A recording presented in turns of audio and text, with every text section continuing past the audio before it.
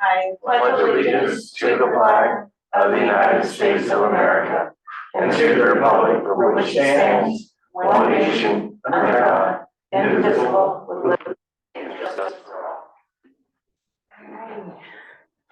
roll call. Councilmember Emily Baker. Here. Farrell. Here. Happy. Here. Keller. Here. Miller. Here. Mayor Kell. Here. All right, any additions or amendments to the agenda? I would like to just discuss the general committee guidelines and our two standing committees, just if I may, just for about 2 minutes. You want to add that in? Should we add that in, Jordan? Next week, presentation from council member. 7E, or whoever you want to put it. That works.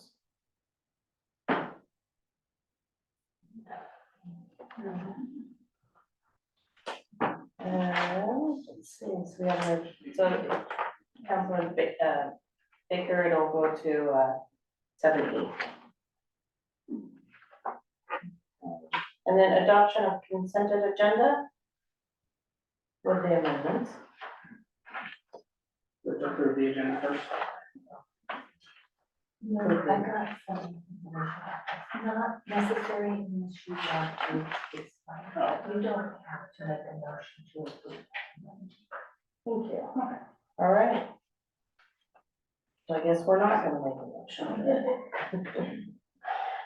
All right. So then we're gonna go on to public hearing.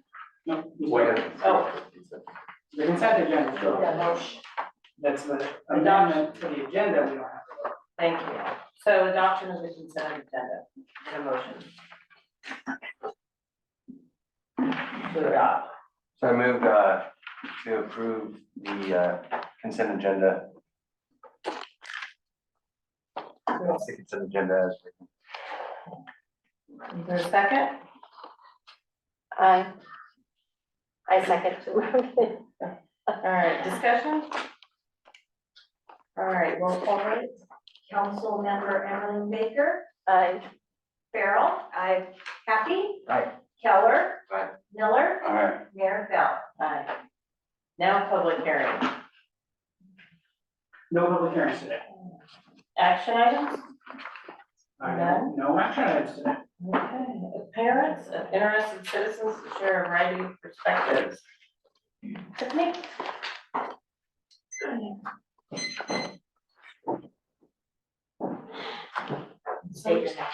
Have a couple of things to be for Cascade Locks. Concerning the item about the attorney coming to talk about, what I assumed was, what I'd seen on a previous agenda was about the raising of the rates for the trash without city approval, since it's a new rate increase. I called one of the originators of the amendment that is in our charter and asked what her interpretation of that was, and she said that any new fee that the city wants to mandate needs to be voted on. So I'm not sure exactly what the city administrator and the city attorney's gonna say. Sure, it'll be contrary to that, but it was their intention that any new fee or any new action that, other than utilities, that the city would require a vote for those new fees.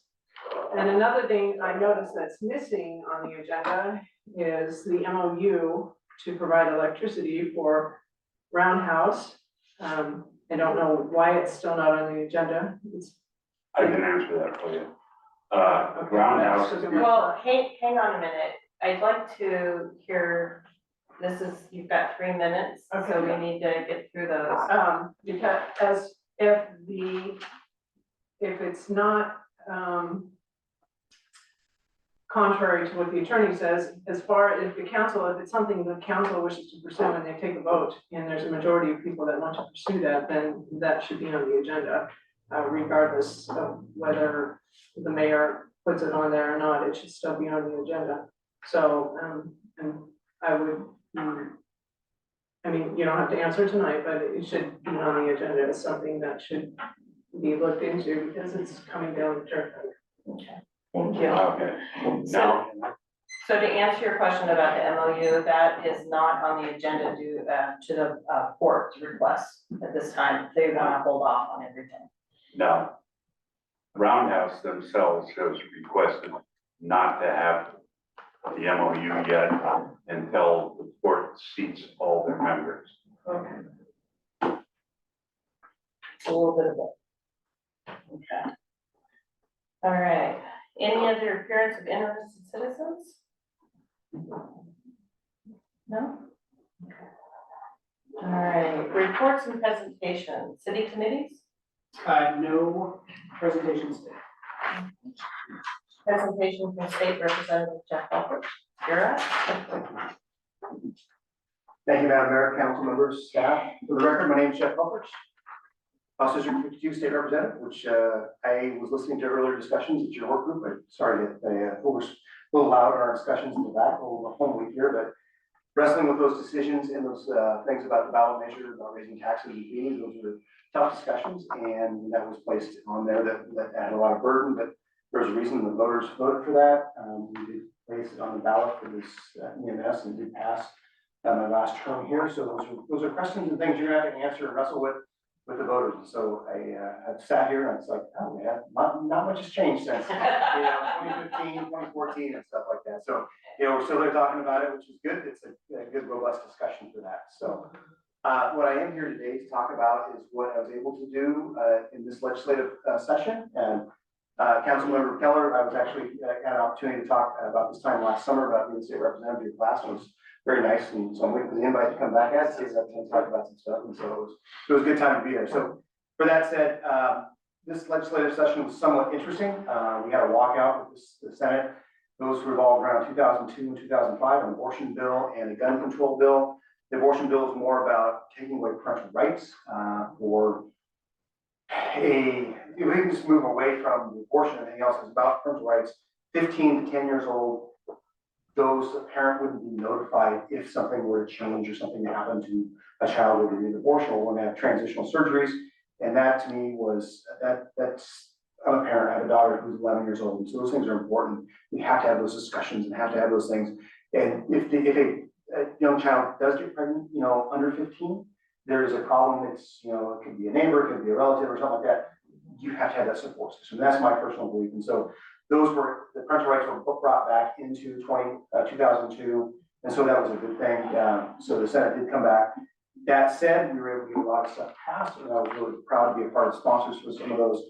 One of them was House Bill 2645. I have to read from my notes on my phone here, because that's usually how I do my speeches, is by my iPhone, but 2645. That relates to fentanyl, and fentanyl is a killer of our communities. It is a bad drug. Unfortunately, law enforcement couldn't prosecute for things in pill form. They can only prosecute for things that were weighted by weight and powder form. And so because of those things that were added into a pill form, we were able to get at least a misdemeanor level crime from 1 to 5 grams. That's still the former law enforcement officer for 25 years. Measure 110 has done tremendous harm to our communities. I would love to repeal that. The voters spoken, and I don't think the voters really realize what exactly that meant. You have to have treatment. The drug usage is a huge thing. I think we see that in all our communities that kind of transitions from drug usage to get people get them on the street, taking homes. And so we have to figure those things out. One of the other bills that I sponsored that I was very proud to get through was House Bill 3584, which requires students to notify parents through electronic means about if there's an ongoing event. So if you look like a school shooting or a high stress event at a school, that most of the times those communications come out sporadically and stuff. And so this is a more studied way to get that information out correctly, because you have one opportunity as a law enforcement agency or as an agency to get that information out correctly. This is what happened, this is what's going on and moving forward. And Councilmember Keller can kind of testify that being in the school that way.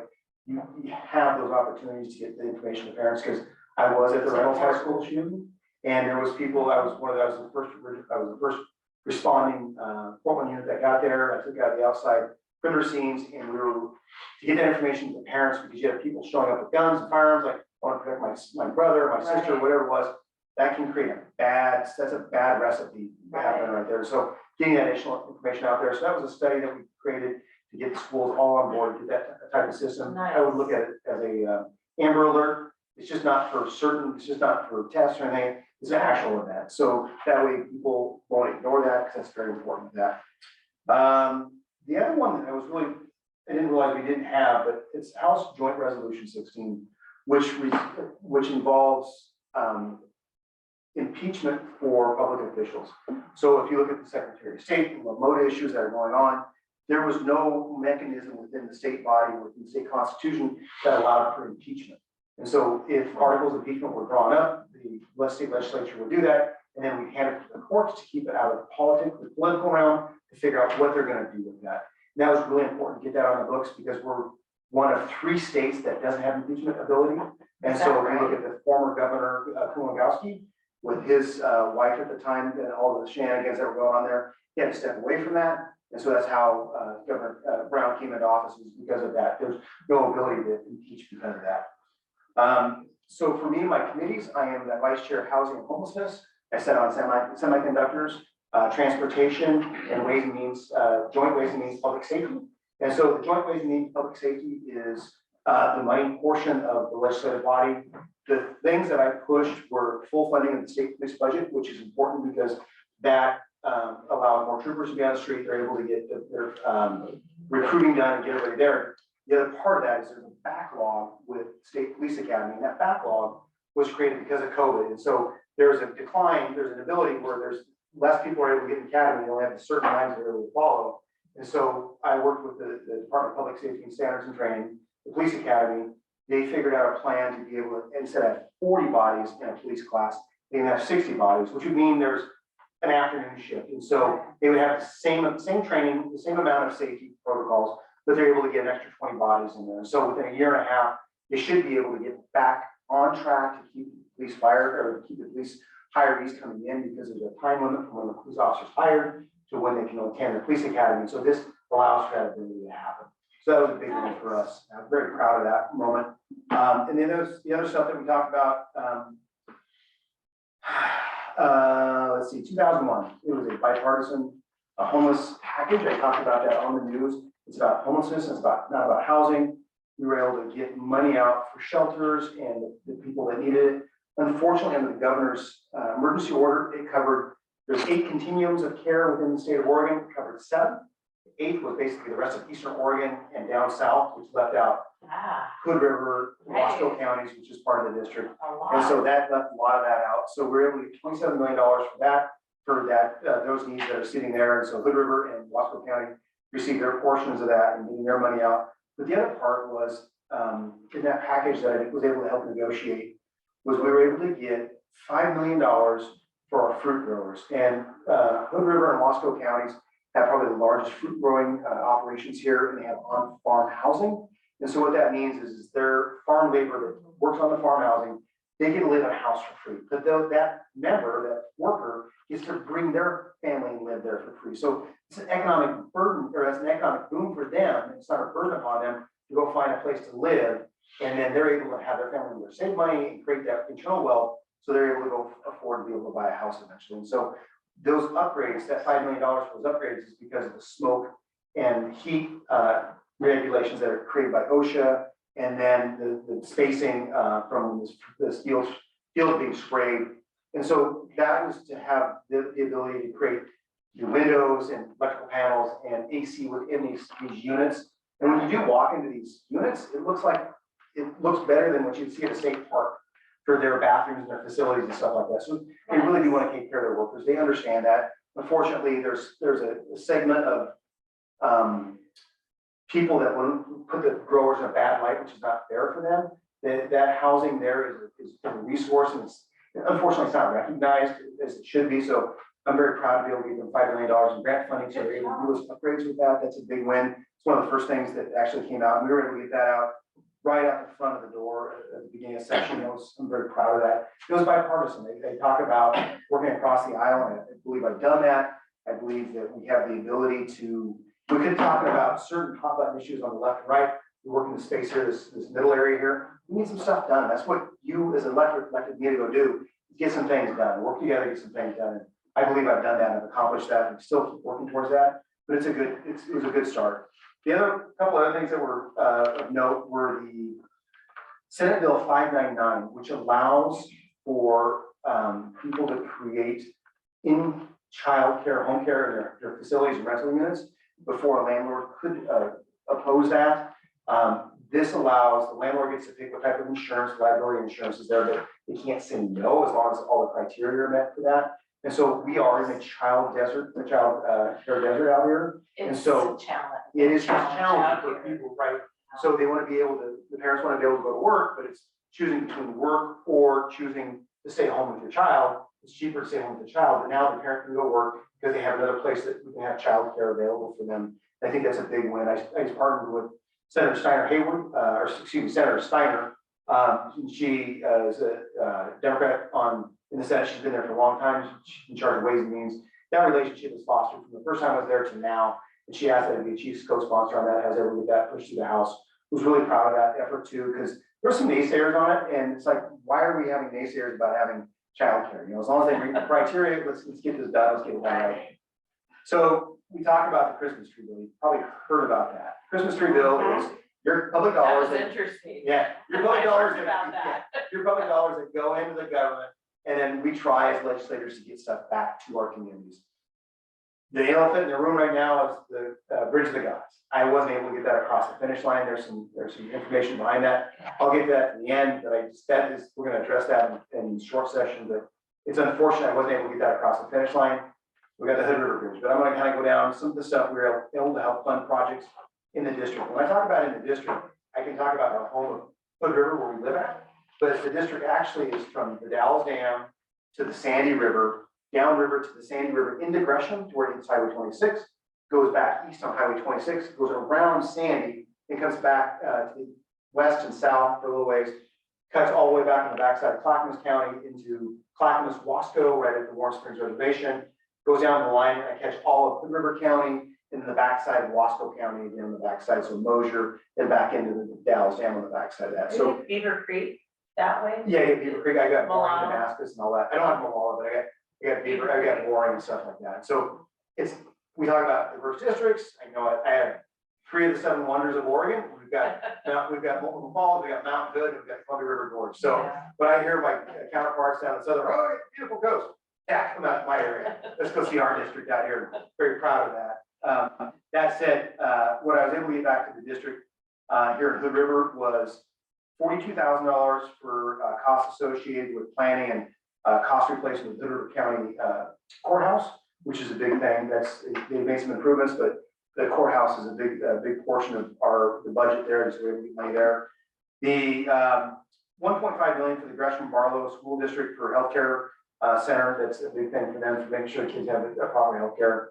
$185,000 for Boring Foundation for the purchase of their community center, which we're helping out there. I tried to get some help with the Mosier Community Center. We were able to get that quite across the finish line, but we're gonna come back and visit that. $50,000 for the Dallas Civic Center for lighting and sound upgrades for that. That's a big improvement for them. I was able to get $30,000 for the Clackamas County Courthouse as part of that project. So that's part of the district, Clackamas is, so we're able to get that across the finish line, so we get that off the books, and then hopefully we can work on the Rivers Courthouse and other projects that are there. The big one that I worked diligently on, we had it was two bridge bill, the Bridge of the Gods and the Hood Bridge. Right. I had 2 bridges. And we were the very first ones, Senator Bono and myself were the very first ones to have that. It was kind of comical of errors, because up on the screen, they had the PowerPoint and they showed the Bridge of the Gods. And then we started talking about Bridge of the Gods, and they transitioned to the Hood River Bridge. And I started giving my spiel about, oh, we got the Bridge of the Gods, and we're talking about Cascade Box and the Hood River Bridge, or the Bridge of the Gods. Wrong bill we're talking about. So it was kind of comical errors, and Senator Bonner we rolled with it. It was pretty funny to watch. That said, I knew the I-5 bridge, the IDR project, was going to take a lot of oxygen out of the air because I did sit on transportation. I wanted to get this bill out in front of us. We were able to do that. When session started, I was told that we're going to take care of housing first, Then the semiconductors, which I'll talk about a little bit after this, but that was the next thing. And then we were able to talk about transportation issues as well. Everything slowed down to a grinding halt. Kept the conversation alive about the Bridge to Gods and Hood River. And then somebody decided, well, hey, let's put the Burnside Bridge on your bill too. Why do we want to do that? It's not my district. Well, Burnside needs to be replaced too. So I rumbled and grumbled a little bit. Went well with it, but I kept the conversation going. So that bill then, once the bill passed out of committee, the Hood River, Cascade locks and Burnside Bridge, once that passed out of committee, it went to the joint ways and means. And that's where it sits. That's where they make the coin toss, fund or not fund. Right. Well, knowing that there's so many legislators that sit in Portland, guess what got funded? The Burnside Bridge with bond. But they got 20 million. I made sure they only got 20 million because the River Bridge got 20 million. And then they're gonna have to figure out the rest of the bonding. And so unfortunately, Cascade, the Bridge to the Gods got left off. And I talked to Chair McLean, who is the chair of transportation, and she didn't understand why. And I said, hey, this is not gonna bode well for the legislative body. My constituents back in Cascade Locks, they always feel that it got left out. When I sat on council here, it was always Portland telling us what we can or can't do. You can't have this type of business here. Yes, you can have this. This is our backyard. You can't change our backyard. Well, it's our front yard. Let us do our business. So I know there's a lot of different things. There's some disappointments, but I can promise you that it will not go. I will do everything I can during short session to try to get us the money that we need, that $6 million. I'm not sure how we're gonna go about doing it, but there's some strategies that some people were talking about.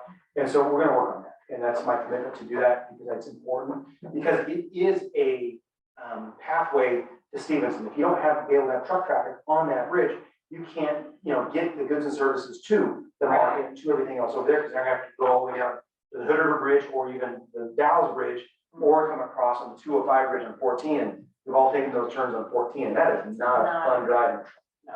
It's Can I not ask a fun. question about that? Yeah, So it seems to me that Senator Bonham's absence from the Senate and being involved in these conversations is incredibly indicative of whether or not this passed and got included in it.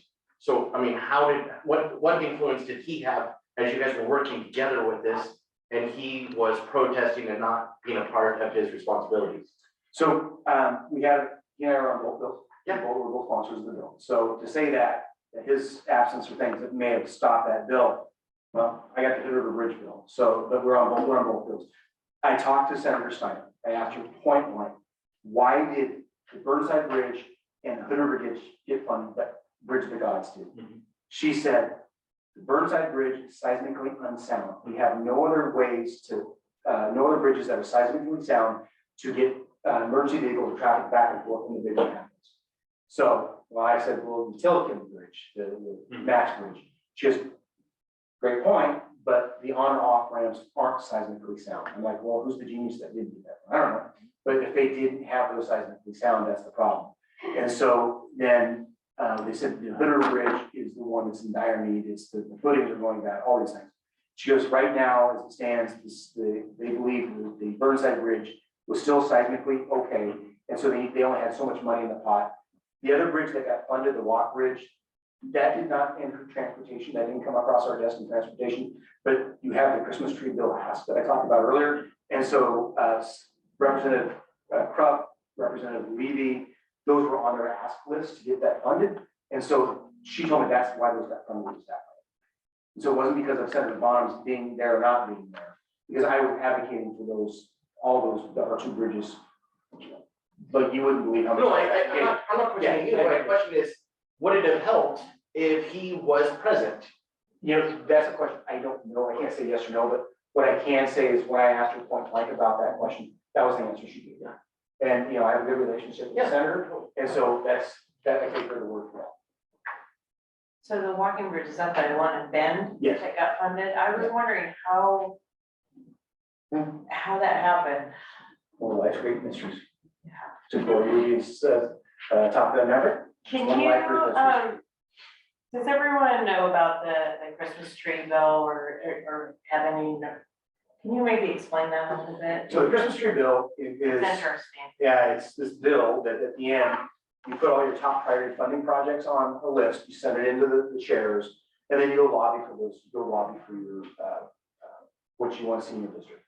And with those things said, it's how they prioritize them, how they look at them, and then it's just this big omnibus spending bill that comes out. And so we have normally bills work through, like 2001 housing bill works through the system that goes to the House, it started in the House, went to the House floor, passed, went to the Senate Housing Committee, and then the Senate floor and passed, governor signed. It had already gone, it had met its impacts for financing and fiscal impacts. They took a lot of the bills that were, since the Senate walkout, they just stuck them in the Joint Ways and Means Committee to sit there and hold to see what money was available eventually, because once we found out revenue forecasts, kind of like the weatherman, we know what it's gonna be like, it'd be bad, it turned out to be pretty good, so. Right. You know, so to that point, that's how the Christmas tree bill works, and you advocate to get your projects funded that way, and so that's how that worked. So, with that, I think I answered, any other questions about? No, I have a question about the funding for the community centers in the courthouse. Do you want me to ask now or later? Let me finish and we'll go back, please, okay? Because I'll lose track, and I kind of got in my head. Okay. What we're going through. So we talked about the River White Salmon Bridge, so that was fighting for that project, and so right now we have an initial investment of $20 million, which is a big investment. Washington already put their money up front. We can't bind other legislative bodies or the future legislatures to what we want to do now, but we have a whereas statement. So this gives us the ability, or gives the Court of the River the ability to go lobby in front of the congressional delegates saying, Oregon has its skin in the game. Washington has its skin in the game. So that then opens up the other funding for the other opportunities under the Transportation Infrastructure Acts that have been passed so far. So that's where that's at. So I did a really interesting whereas statement. The legislative body understands this, we're going to fund these things. And so that is in the bill itself. So that I worked really closely with Senator Merkley's office about this. And the feedback was always, Oregon didn't have skin in the game to do this. Now Oregon has skin in the game. So now they're able to advocate and hopefully get us the final dollars that we need to push out. I think the other two things that are really good, or at least one of them, is $5.5 million for campus renovations and student safety success at the Coney Gorge Community College. And so we send our students out that way. We have campus in the river, campus in the Dalles. They have student housing now. They're having childcare available now. And so that's those upgrades that we're talking about. There's a couple other bills that I was able to get passed with the Department of Aviation and their aircraft mechanics program that they have online that has helped keep that going. And so those are some economic drivers that we have, and those are the opportunities that we created. Let's see what else I got. I know there's a lot more out there, but those are kind of the big things. When all totaled up, when I looked at all the dollars, I kind of did some rough math. I was able to bring about $62 million back to the district. And for the last 3 legislators or 4 legislators, this is the first time we were able to bring back $20 million for the bridge to get the project done. Not done. We're gonna get the Hood River or the Cascade Locks Bridge across that finish line, but you know, it's a start. It's a start. It's a start. So it's pretty promising. I'm pretty proud of that, to get that kind of money. It's no small feat, because when I put the state credit card out for 2001, because I was the chief co-sponsors on that, the Chair Dexter and myself were pushing that. I mean, that was $200 million in state credit card. You're like, oh, it's due. Well, no, that's you guys' money that we're spending. And, you know, we have some strings attached to it to make sure there's good outcomes to it, but that's one of my things. If we're spending money, what are our outcomes? And so we have to be responsible for your guys' and our public dollars, what's going on there. So Councilor Denise, Yeah. thank you. It does sound like you've done a lot of great things. I love that you've gotten money for, sounds like healthcare centers and elsewhere, and the homeless housing. I'd like to hear the word Cascade Locks more often. And so how do we make a healthcare center a priority in your budgets that coming, or this $27 million for housing? How do we get it in Cascade Locks? How does Cascade Locks come up in one of these reports that you're given? So I talked to the city administrator Bennett early on when I came back into office, and I really talked with him about how do you create a multi-use type of space, whether you get a new city hall and you have that against the fire hall, and then you have the port offices there, and then you get the county involved in that portion where you can bring in, you know, one community health or something like that, and have that out towards that end of town like that. Like Moffett, yeah.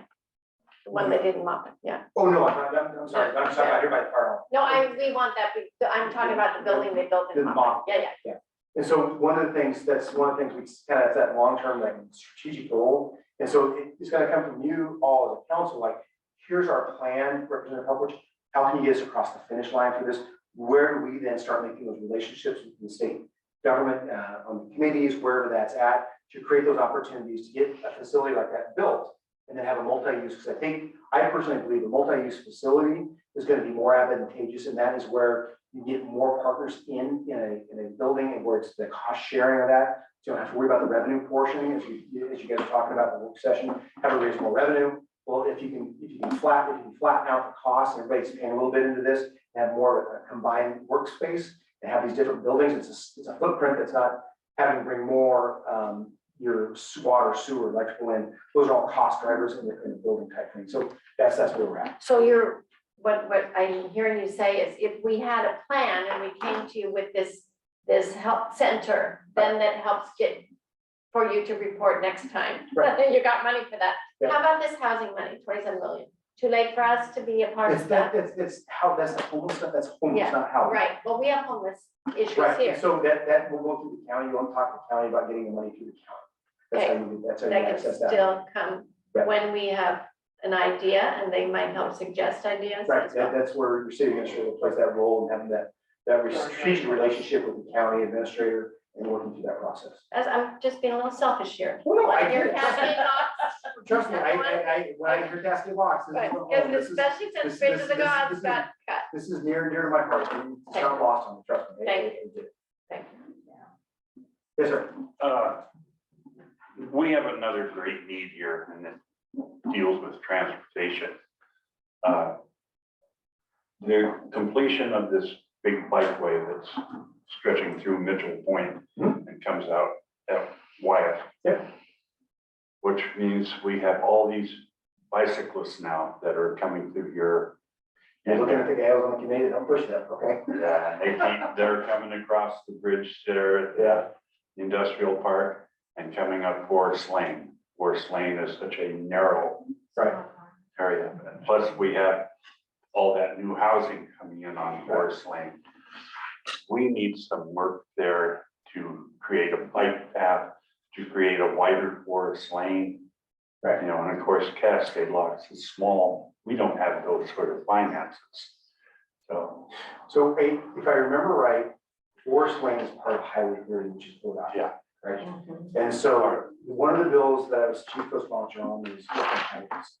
And there's a work group getting ready to go on, and there's the open highway. And so what that project would do is, if a city were to apply and ODOT would get it up to standard where it would be at, and then the city would take that over. And it's gonna be up to you as council to decide if you want to take on that extra burden for a highway, because then you would lose your gas tax dollars to pay for that. ODOT would not be able to give you the gas tax dollars to pay for those. And so you as a council have to decide if you want to take that burden on as an open highway, if you want to do that, or then are we able to push ODOT to create walking paths, create those safe streets.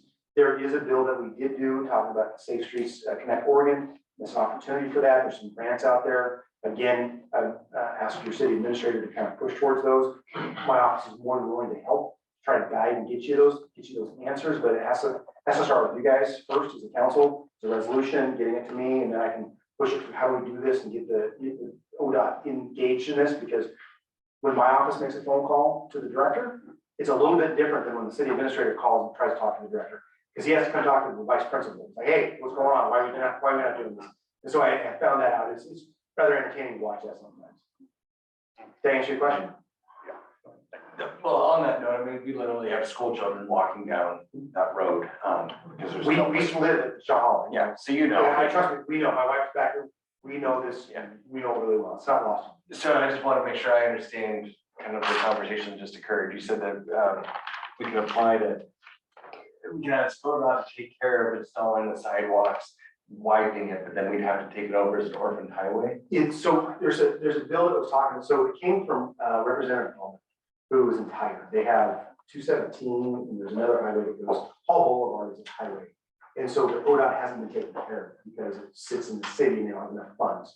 The reason why the ODOT doesn't have enough funds, then you have $10.2 billion budget, but they can't figure out how to fund all the projects. And so I'm trying to figure that one out myself, saying in transportation, they want to toll roads that we already paid for instead of creating new roads. And so we had that sideline, so no toll roads, so 205, I-5 or I-4, you have to pay money to go pay on the road you've already paid for, which I have a problem doing it. So if you're gonna create a fast lane, great, but we've already paid for the road, why do we have? Keep paying. Yeah, why we keep paying for it. So that part of that relies on, part of the problem with the funding on the state highways or the state highway fund is the gas tax, because the state of Oregon, and we want to make sure vehicles are more economical, less carbon footprint, and so then we push the electric vehicles. Well, they're not paying their road user miles because the road user miles comes from gas tax.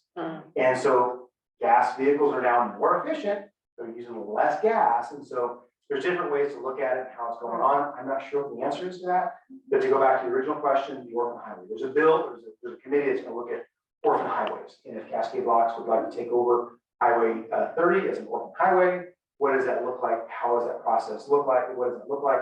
How much does it cost? How much is it gonna cost ODOT to get it up to speed, up to sidewalks, proper cement, asphalt, and all those things that need to be on it. And so that then's the cost driver. So then you look at, is you as a council, if you want that to proceed, we push that through as part of the open highway project, and then you guys have to figure out if you're gonna be able to. So basically, the Orphan Highway was if we did that, then they would be required to pave and put the sidewalks in, widening, all of that, and then we'd be responsible for that. That is the ultimate goal. That's the wish list here. It's Representative Bowman. It's going to be interesting to watch how they will call Boulevard, because that's going to be the test case for this, because he's the one that really pushed that. Which I'm happy to help him with that. So then that kind of gives us an idea of what you could do here in Cascade Locks. This just seems, basically, I feel like what they're saying is, it's substandard, it's not up to where it should be. Right. But we don't have the money to take care of it, but we'll fix it, but then you gotta take care of it going forward, like, we're not gonna take care of our stuff, it just, that doesn't make sense to me why they're unloading the burden on us. We're not getting the revenue from the fuel tax. I understand the fuel tax revenue has gone down. Right.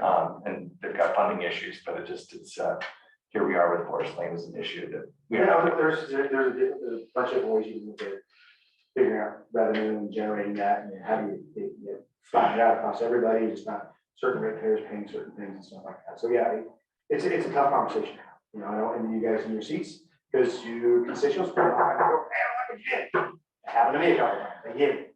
So legislative body, I try to make the best decision I can for not just our community, but for the rest of the state. So. What about other options? We've talked about reducing the speed limit. Is that to try to make it all safer for pedestrians and bicyclists? So there's a bill that we passed through transportation. I can't remember the bill number, but it specifically talked about states or local jurisdictions being able to reduce the speed limit, but not below, I think it's below 25 or 20 miles an hour. I can't remember what it is for certain stretches that would have been otherwise state controlled roadways. I can get back to you what that was, but I don't have it. And then we've talked a little bit about that. We have, and the problem I've come across is it requires an engineering study paid for by the city, which is not cheap. Okay. So that's where I guess we need some help. Yeah, those little We things need go help. across the road. cost money. Yeah, Those little you're bits. traffic study, not engineering traffic Right. study. Both are not cheap. Yeah. But reading through that, it was about safety and, Correct. If the city felt the speed limit, the standard speed limit set by the state was too high, they could request a lower, but there were 100 hurdles you had to go through to get. There's a new bill that we did to create that to help us streamline that. I'm not sure when it's the governor's desk to sign, but I know I would say by July, the end of July, we could come with that. So can I, 2095, House Bill 2095. Okay. Is that right? I don't know. I don't want to get bad info, so I'm not sure. can I ask can I add just a little bit to the conversation about Forest Lane? Well, Because Right. I didn't know that there'd be questions that would come up as a citizen. right, how we're running the meetings is that if you have public comment or anything on it. Okay, but how can I have a comment on something that? And then public can comment if there's a motion and it's seconded, and then it goes into discussion. So we're trying to stick within the road because we're trying to streamline things, so otherwise it opens up for quite a bit. But you can submit any questions you have. I don't have a question, I just have something to add about acquiring Forest Lane, that's all. The You cautionary can tale. email us on that. One more question. Okay. I'm just curious about your perspective on homelessness and housing, being that, you're involved with that in your current role, but your prior experience with law enforcement. And can you explain to me why we have such a hard time, dealing with the homelessness issue? And I know it's a real big issue in the Dalles with the jail there. It's a real problem in Hood River. And I think it's a problem that we could see here in Cascade Box as well. So I will go back to my police days. I was hired in 1992 as a port police officer, served for 25 years from there, a variety of assignments, mountain bikes, patrol, sergeant, detectives, a variety of assignments to include the personnel division, which is recruiting, hiring, and getting these people off to training for police officers. One of the assignments I had was in the transit division on mountain bikes. And while there, I saw, this was in the mid-90s, I would see the soup lines and the kitchens and the help things underneath the Burnside Bridge, and kind of just grew and grew. Portland was a very welcoming and forgiving community, wanted to help people. It's just the fabric of who they are. I talked to somebody that had a really nice mountain bike, that had a road bike that had some really nice components on it. The trailer just didn't fit for how he looked. And I kind of started just talking to him and having a question answered him. And he finally goes, "You're not going to leave me alone until I talk to him." Yeah, pretty much. Just have a conversation.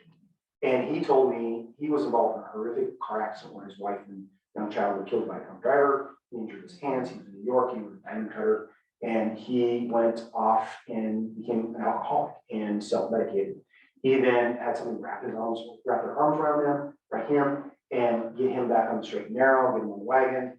And he said, "You know what, I'm going to be a social worker and help people too." He went to Montana.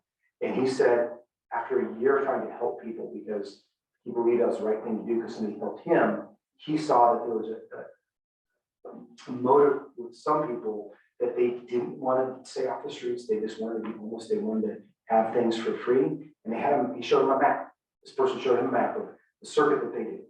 And I was just he was just appalled by that. He had so much life sucked out of him. He goes, "I sold everything, got a nice bike, and right in the country to see what's going on with my life and try to make sense of things." And so my interactions with people that are homeless are a couple different things. One, drugs and alcohol have a lot to do with it. And when they start self-medicating with drugs and alcohol, that really changes them internally with their chemical makeup in their brain, with their decision-making process. They can't become a functioning type of person around drugs. And with Measure 110, that just has magnified this issue. I am all about help. I'm all about getting people in recovery, but you also have to have enforcement. You have to have consequence for your actions. And 110 took away those consequences. And so when people would come to Portland and come to the surrounding areas, they took advantage of those things. And you see the open air drug usage, you see the tents and everything else, and the crime. And you had a breakdown in society, you had a breakdown in the criminal justice system where you had the restorative justice, where people just kept looking in the rearview mirror, trying to correct these injustices that were perceived or real. There has been some, but they weren't looking out the windshield and looking directly at the problems that were in front of them. And those problems have now magnified, and this is what we have now in front of us. I am a believer that there has to be consequences for actions. The drug use that they have decriminalized is hurting our society and as a whole. So to that point, there are people that want help with we can help. There are people that don't want help and they just want to use drugs. Well, we need to get them into treatment. So we have to have some consequences for those actions to get that done and get them off the streets, because we're dedicating $300 million for drug addiction and treatment, and it's not getting to them. You have 20 people that call within a year for an e-ticket violation, and nobody shows up to get help. So I'm on time. I know. This is good. It really, I mean, to some extent, I feel like this is also perhaps also related to the opioid crisis. Well, it's a drug related, absolutely. And so is there, I know that there's a lot of funding related to the opioid crisis. Is there a way to use that to address some of the homelessness issues?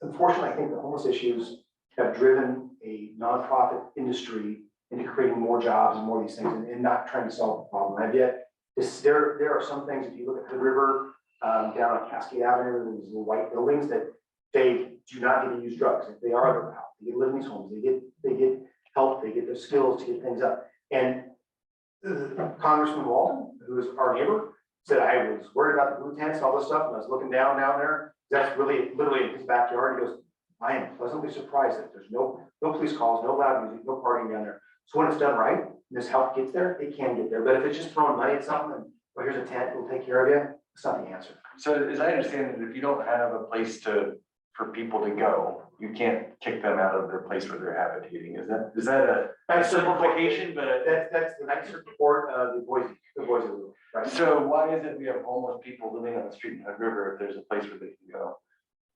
And they can't be moved? Because they choose to live there, and law enforcement hands tied because of the Ninth Circuit Court. Ninth Circuit Court recently refused to revisit that ruling. It's unfortunate to have it in front of the whole Ninth Circuit Court. It was just in front of a 3-judge panel. And so that's unfortunate that they didn't allow that to be represented. So we'll see what happens in the court systems with that, because I think there is an opportunity to help, get people off the public right away, to get the people that need help, and just throwing a tent for business is not acceptable. I'm sorry to just beat on this for so much, but it boggles my mind, like, I understand homelessness might not be a crime, but there's a lot of other criminal activity that's So occurring. when they steal cars, when they take drugs, they do all those things, that is the crime. That's right, and Being homeless is not the crime, it's the crimes they commit that they can sit there and get away with, that's the problem. There's the accountability portion of the criminal justice system needs to be reformed. And on that note, you were here to hear that we don't have enough money for our city. Right. And we don't have enough security in our city to even keep our watch bathrooms. our bathrooms. And we do have homelessness that increases in the summer. People live in their cars and their tents in RVs behind buildings and homes. And I live in the downtown, so I see it more than maybe others. And we do have fentanyl and meth Yep. problem here. What are your thoughts, and is there any funding for us to help increase our security, to help? I have literally asked the one community health, I think, how do I, if I see a person who I'm aware by hearing and their parent is probably on something, addicted, but they seem awfully nice sometimes, I want to be polite, how do I help them in Cascade Locks get what they need? It's not easy. That's the $1 million question. I mean, I know Right. the side said it, but, if they're not a danger to self and others, and police don't have a reason to make contact and be there to help. It's just right now, this is until we have a fundamental shift in philosophy and change in how we deal with the problem, because it is out of control. Drugs and alcohol, mostly drugs, fentanyl, marijuana, even though marijuana is legal, but it's a gateway drug that gets people into other things. And there's a reason why it's been, the electorate decided to legalize that, and I think there's some valid reasons for that, but then you've talked about decriminalizing meth, heroin, fentanyl, all these things that are hurting our society. And I think we have to first look at as a legislative body, do we have the wherewithal to repeal 110? I do. And the funding that's going to Hood River services, which are the services that we can utilize. Right. So finding that and getting our connection.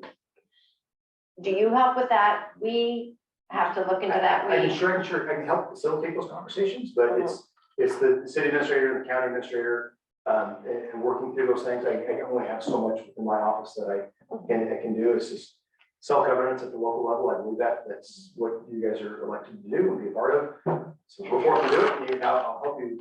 I'll stand behind you. We got some good ideas to make, try to solve some problems and bring legislation forward with that. I was wondering if you could give us a direction on how we can get childcare here. We have it for low income, and I think that's great. I think that's Head Start through the school. But one of our problems is that people that work at like the restaurants here, they don't qualify quite. They're not low income enough, and we don't have building that can do childcare. But to me, the school seems that it has plenty of room still. How do we go about trying to get that started? I'm not sure how you partner with that. I mentioned Senate Bill 599 earlier about home childcare help within rentals. I think that's a start. And we're a desert when it comes to childcare. And I know Sean and I, when we had our daughter Mazzy and we had our son Conrad, we looked high and low to try to find childcare. We only find it really at the river when she was going to her office in the house. That's So what happened to me that's, too. and then I'm going the opposite way, we're doing this crossing and switching kids, so it's not lost on me. I mean, my son is 9 and my daughter's 11 now, but it's not that far away from our brains of where it was at. And so trying to find those resources, I'm not sure how to go about doing that, but whatever I can do to try to figure out more to help my office. I did talk at the LSC Spring Conference about trying to create, low-income housing, but also cohabitating that with childcare, because the two are kind of related issues. So I think we need to be, when we start talking about low-income housing or housing, there's a variety of housing, but I'm talking about workforce housing right now. I mean, when you have teachers, firefighters, police officers that can't live in the river, that live in Gresham, that live somewhere else, come work at their job here, and then you guys live here, you're working maybe other places to afford to live here. And I don't know everybody's biography and stuff like that, but I do know, when Sean and I moved here, she had her practice in the Dalles, I worked in Portland. This is the place we decided to live in. We lived here for a reason, and there was a lot of amenities that weren't here because it was a smaller community, but we liked it. And so we can't even afford to have nurses and firefighters and police officers find places to live. So we got to figure out, I think the affordable housing portion of this, the affordable, is it low income housing, is it workforce housing, whatever it is, House Bill 3414, which I was a sponsor of, which would allow for variances within planning, to allow for developers, and I know it caused some consternation with AOC and LOC, is that you're not gonna make everybody happy at some point, but we gotta have something where we got agreement on was the land use portion, where you're able to have identified urban growth boundaries that are already identified. You have rural reserves and urban reserves, and those urban reserves could have been brought in without protest if the landowner and the city agreed to, without in protest. And then within your planning department, within your planning guidelines or your planning, what do you tell your master Commission. plan? Your master plan for housing, as long as it fit within those needs, you could do that. But unfortunately, one vote derailed that whole thing. Now we're brought in about 150 acres for a lot of cities, and that would have, the cost driver right now for homes is land. I can show you a place in Hillsborough where land is $800,000 an acre. I can walk you across the street, it's $20,000. And this bill was not going to talk about forest lands or high value farmlands or producing lands. It was just lands that was available. And unfortunately, the status quo got one on this. I don't believe in the status quo. We have to think outside the box. We have to push those boundaries. Leadership is not a popularity contest. You got to make bold decisions and do things. And you have to be able to do that. And that's what we try to do with that. So it's going to be brought back. We're going to do it. We're going to get across the finish line. But to get to your point, the housing, if we can reduce costs, upfront costs, whether it's STCs or just the land itself, how much it costs, we can get people in homes and build it, the cost drivers go down. Bend has had a lot of success. They were, 100,000 people, and they were finding they didn't have any housing for workforce. Right. So you've got all these people. So Bend's doing the really interesting things where they're not calling it low income, it's mixed use. Mixed use, right? So then they're doing land trusts and they're doing mixed use. And so I like the idea of, it's not just a low income housing unit, it's mixed. So it creates more of a sense of community. There's a project that was happening, I think it was a brand they presented with housing.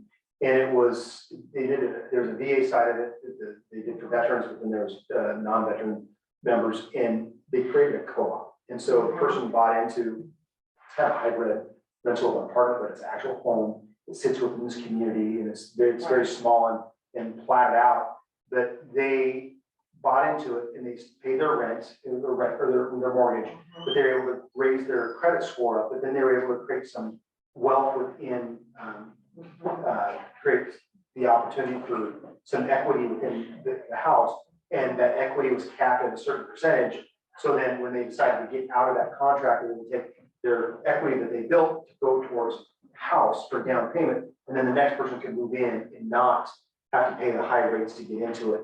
And it wasn't really subsidized, but it was a co-op, and it was a hybrid of a rental type thing. So those are those opportunities, I think, with some of the land here in Cascade, lots of have some of those opportunities to do that. I know the port was discussing port is discussing with that land, those opportunities.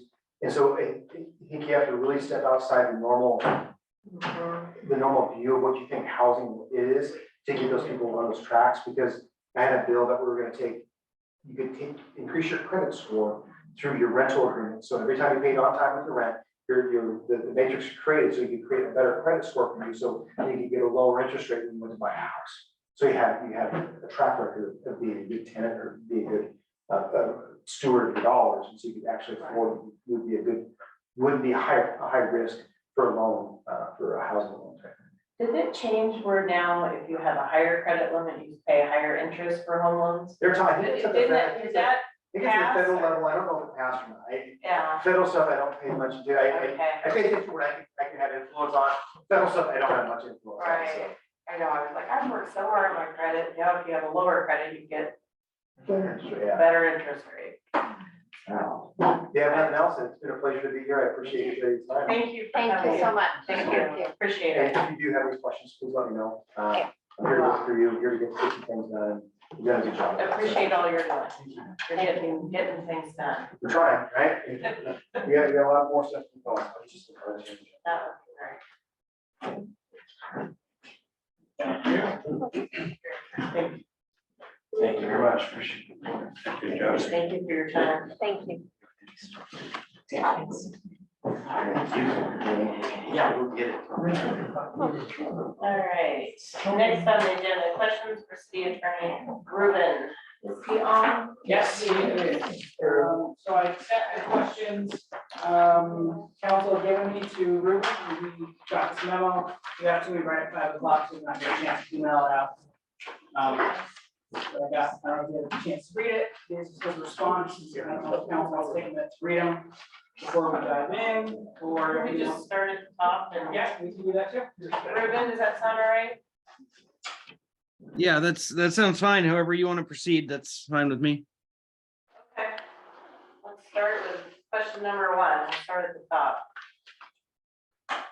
Okay.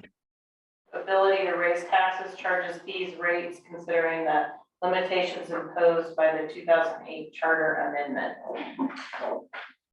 So I think we're all familiar with the 2008 charter amendment, and that it says that there can't be any increases in a tax, a charge, or a fee without it going to a vote of the people. And previous councils have distinguished between a rate and a tax, charge, or fee, in that they considered a rate to be something more of applicable to utility service rates and like sewer and electricity, versus your standard charges or fees like a cemetery plot or your copy costs for city council documents, things that are more assessed in general governmental activities versus setting a rate. And really, I mean, this stems out of a simple concept of home rule authority, and that councils have the authority to interpret the language of their charter and their ordinance, as long as it's not going against the plain language of that, whether it be a charter or ordinance. There's certainly been disagreement over the years over those previous interpretations. It's not free from a potential for an aggrieved taxpayer to bring an action to the court to call that into question. And so it's simply a choice that previous councils have made. And so it's really just up to you as a council to, if you wanted to revisit that issue, then you could revisit it and decide whether rate is something that's different from a tax, charge, or fee. Can you speak, because a lot of this came out because of the increase in the garbage fee. So there was some question on, as Mr. Winterbottom, he raised his garbage rates $4. And so the question, I think this is where a lot of this stems from. So can you speak to specifically on the garbage can rate and how this applies? Well, it's as simple as if the council considers it a rate and being exempt versus it being considered a fee or a charge that is not a rate. It applies the same regardless of whether it's under a garbage ordinance structure, electricity ordinance structure. It's how does council classify that, and does council recognize a distinction between a rate and a tax charge or fee? So it applies equally. And with our garbage, I understand that we have an ordinance that authorizes the city to designate a collector for garbage, and that we have designated Waste Connections. And they charge their rates as they do. But if the council wanted to determine that that is subject to the council or the charter amendment, then you're certainly free to do so. And Oh, I have excuse a me, question. excuse me 1 second, I need to plug in my computer. I just got it around here. Councilman Miller, hang on, Councilman Baker had her hand up first.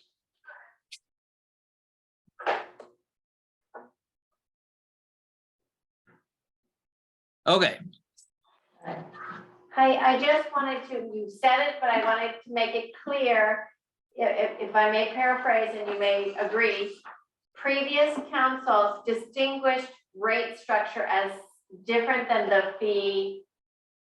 And that's what I see written here, and that is what you have, so that a rate structure can be changed, such as electricity, water, and possibly garbage. As you mentioned, we have a particular private company providing this service, so we aren't able to tell them what their rates are.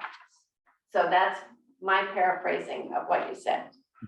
so previous councils have made that interpretation. I don't necessarily endorse nor disagree with that interpretation. It is what it is. As far as the garbage setting their rates, that if the ordinance, resolution, or order does not in and of itself increase any tax charge or fee, then that also could be a completely different bird. In that it would be the garbage company that's authorized to pick up the garbage, but also authorized to set their rates as they, or charges or fees, as they see fit. However, it is my understanding that the council approves these rates. So because of that, then you're dealing with a previous council's interpretation, and it's up to you as a current council to continue that interpretation or diverge from it. Thank you. Councilman. Okay, the rate question is not the problem. The problem is that there would not be a rate here if council had not created this ordinance. It did not come from the garbage company, it came from council. So when you read the ordinance, any such ordinance or resolution or order approved a majority of the council that creates. The council created it. The garbage company did not. So that's the sticking point. Can you finish that statement? Sorry to interrupt. That creates what? Can you finish? Creates or increases any tax, charge, or fee, the ordinance shall not be effective unless ratified by a majority vote of the city's qualified electors voting in an election where at least 50% of the registered voters cast a ballot, or the election is a general election in an even numbered year. So the rate itself isn't the problem. The problem is that the council created it. There would not be this charge if the council hadn't created the ordinance. I agree with you. I agree with you. I agree that that ordinance is subject to that charter amendment.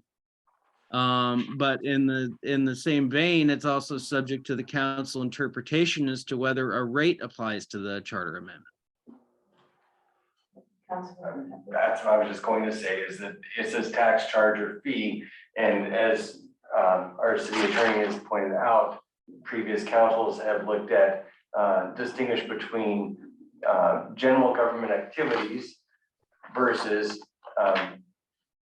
business type activities. And business type activities are considered a rate structure and not that wouldn't apply. It does. The ordinance or the 1433 was created to stop council from adding additional fees onto the citizenry, onto the public. This ordinance does just that. This is exactly what 1433 was meant to stop. I disagree. I agree with what Butch is saying. It is something that is not necessary. It's not a cost of living raise the garbage company is doing. I mean, we could ask for, we want garbage cans that have flowers on them. I mean, it's a choice.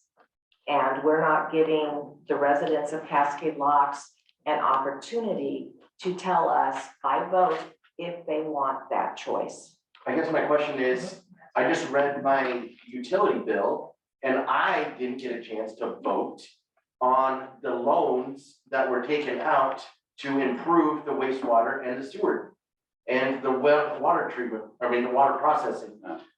That's $35 of my, How long have you lived here? it doesn't matter. No, well, it So matters. when did it get voted on? Well, that's just it. I think depending on how long you lived here, that was voted on before you got here. I don't think we vote on the change in electrical rates. So And when was it voted on, Mr. Miller? I'm not sure exactly what year. I would have to look it up. I think rate is, as per past precedent by the city council, I think a rate is separate from a tax fee or charge. Well, I think it's, the terms really is the, what's the overall intent? What is the, does it relate to government activities or is it business activities that government usually isn't related, this is related to business activity, not, and again, we write the ordinance requiring the containers. The garbage company is the one that sets the rate for those containers. We didn't set that rate. We created the ordinance. We didn't set the rate. That doesn't matter. The rate would not have been there without creating the ordinance. And this is what it says, creating. That's why we got 7 of them. I think there's two different opinions, Well, and the ordinance, it was about the containers. Because didn't we had to say something about wheels or no wheels or? Pretty much that change was from a privately owned garbage can to a collector-owned garbage can, so there's no confusion of which can you use to keep it uniform. Because there's one type of truck that picks up your old metal can, one type of truck that picks up the plastic rolling carts. Right. It has to be one or the other, it has to be uniform, and the ordinance was changed to get rid of that ambiguity. To specifically say, the contractor will be using contractor-provided roll carts. So it sounds like there's a little bit difference of whether it's viewed as a rate or a fee. I know, council, when was it when we voted for a rate increase on power? And we had a big discussion on the percentages for businesses and that, so that was a rate. But somebody could argue that it's a fee. So I think that's where the challenge is. Some are interpreting it as a rate, some are interpreting it as a fee. Well, and electricity is a bad example, though, just in that we have a contract with the BPA that says we must set rates sufficient to assure recovery of costs for power and energy and other services and facilities. And there's the contract clause that says that you cannot pass laws that interfere with contracts. So for electricity, for things that deal with the recovery of costs for power, energy, and other services, any contract that predates the charter amendment would be exempted from the charter amendment. But that's just a little nuance of the electricity system. and any other contracts that we may have that predate that 2008 amendment. So that's just something, that's just a little piece of the puzzle here that probably we don't want to get too deep into, but just an FYI. Now, another thing is that a rate fluctuates. A fee remains the same, pretty much, unless it's voted on. And they are charging a fee for these, it's set at $4 a month. Didn't in the charter, didn't it say rate charger fee, wasn't that language? Tax charger fee. Tax charger fee, so rate is not included in that language? Nope. So when Mr. Winterbottom was here and he said that a couple of years ago when gas was $6 a gallon, or a few years ago, that they charge a diesel fuel fee and into that, how is that any different than this? Now, you're talking about, what's the word? A fuel surcharge. Surcharge is the word, yeah, Well, so charge. yeah. That's a rate. This could be a container surcharge, charging for the different type of, unit, right? It's language. I appreciate the discussion. We've had this discussion before. I move to end discussion on this topic. Well, I hope the city is going to be prepared to hold this up in court, because the city may get sued on this. I certainly hope, I remember the League of Oregon Cities saying it's never black and white, that we find some finances or assistance to help with those who might need assistance on this surcharge, this rate. Ruben, do you have any parting comments on this question, on this topic? So we can move on to the next. Well, I just want to make a comment regarding Mr. Miller saying that the city could get sued on it. And it is something where an aggrieved citizen could ask the court for a ruling. And so I do agree with Councilmember Miller there. I mean, the court would give all due deference to the council's interpretation, but it is subject to interpretation, and it's a sticky wicket. Well, it seems like it would be that any citizen at any time could interpret or question and bring something to court. That's what I think. But it could be anything. That's true. And I mean, one of the fundamentals of the structure here is that if the citizenry is against the council's interpretation, then they do have the power of the ballot box. Mm-hmm. Any other questions, comments on that? Well, there's only one other thing is, do we need to have another reading of ordinance 457? That's the next one. That's the next That's the item. next item. Hang on. Well, she closed it, I'm just bringing it up. Well, I'm going on to number 2. So what is the process, number 2, Ruben, what is the process for passing ordinances as applied to the recent ordinance 457? Okay, well, it does need to be read again. An ordinance can be adopted at a single meeting only if there's a unanimous vote of the entire council. And in reviewing the minutes from the June 12th meeting, I see that there were 2 votes against passage of the ordinance. So that's section 2 did not have compliance. In speaking to Jordan before the meeting, though, another issue came up. Jordan has a pretty good legal mind, because he had an entirely different interpretation of subsection 2 that is not without merit. He was thinking that could be interpreted to mean that there would be a unanimous vote of the entire council to proceed with adoption at a single meeting and then go to the adoption procedure. versus it requiring a unanimous vote of the council in favor of the ordinance. Well, in either way, neither of those two things occurred. So long story short is we do need to do another reading.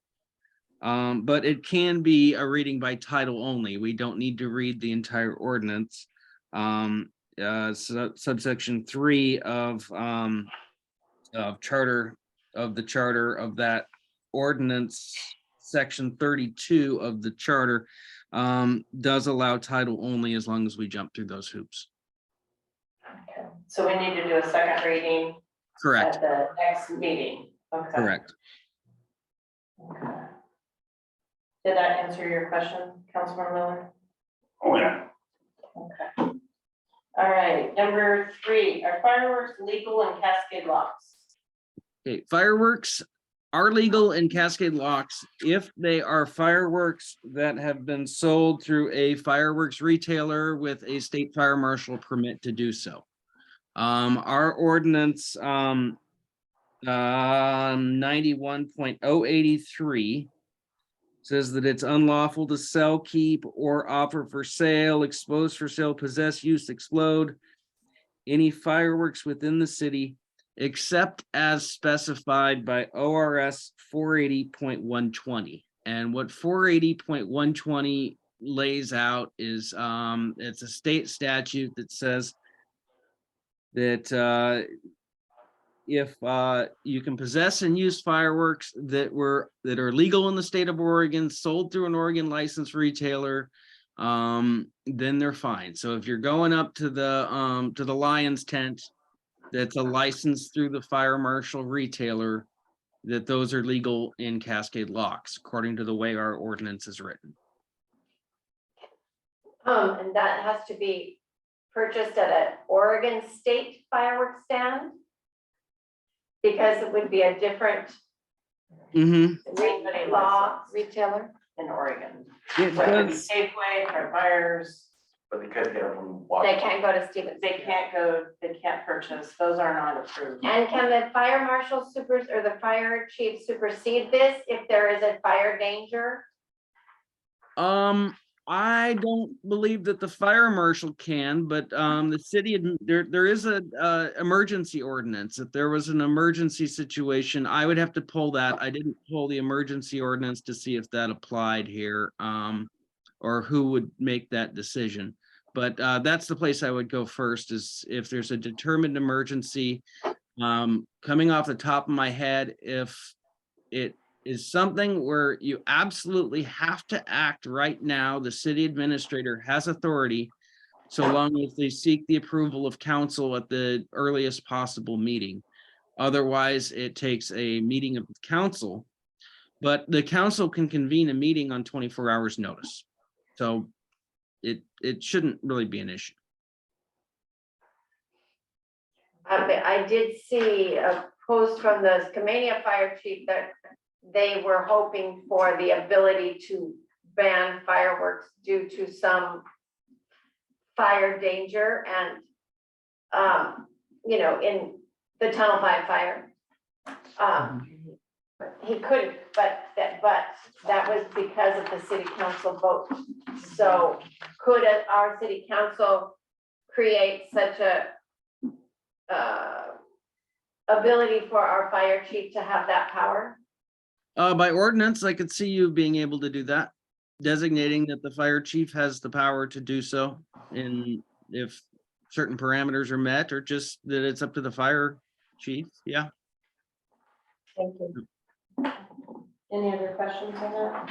All right, number 4, who can set the agenda for city council minutes? Okay, so the city administrator, in coordination with the mayor, sets the agenda for each council meeting.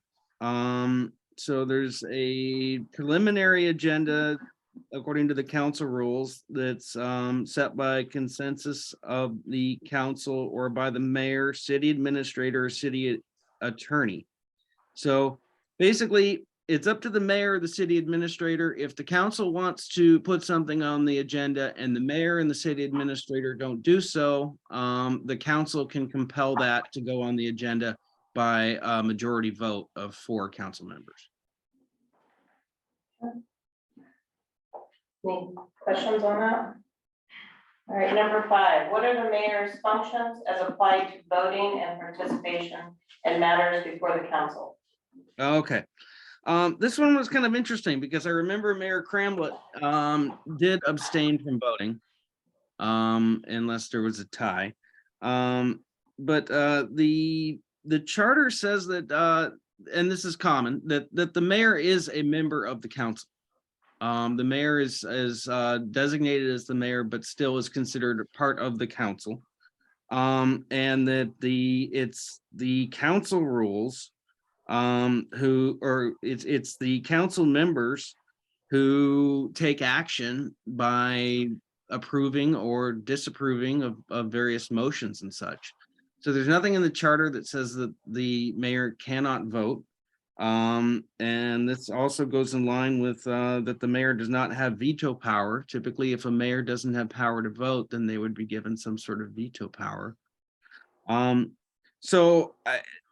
According to the charter, the mayor can vote. I don't see any issue. As with Mayor Cramblett, I mean, if he chose to abstain, he can do that as well. I mean, if he chooses to do that. But it's really, I would say that's the mayor's call. Any questions? All right, number 6, matters regarding committees. All right, so this one I broke into some subparts. The first one is whether a council member can be a voting member of a city committee. And the council rules say that citizens interested in serving on a city committee shall submit an application to the mayor. Doesn't say, I would say that a council member is a citizen as well as a council member. So I didn't see any sort of express prohibition against it. I mean, it somewhat goes against the reason for having committees. The reason for having committees is to get different members of the community becoming involved and presenting different ideas and sort of getting you as a council a little bit something off your plate. But if a council member wanted to throw their hat in the ring, I don't see any prohibition on that. If I may, Mhm. point of privilege, in the League of Oregon Cities meetings, many of the city councilors and mayors I spoke to said council members were expected to be a part of at least one committee, many more. So in order to share goals and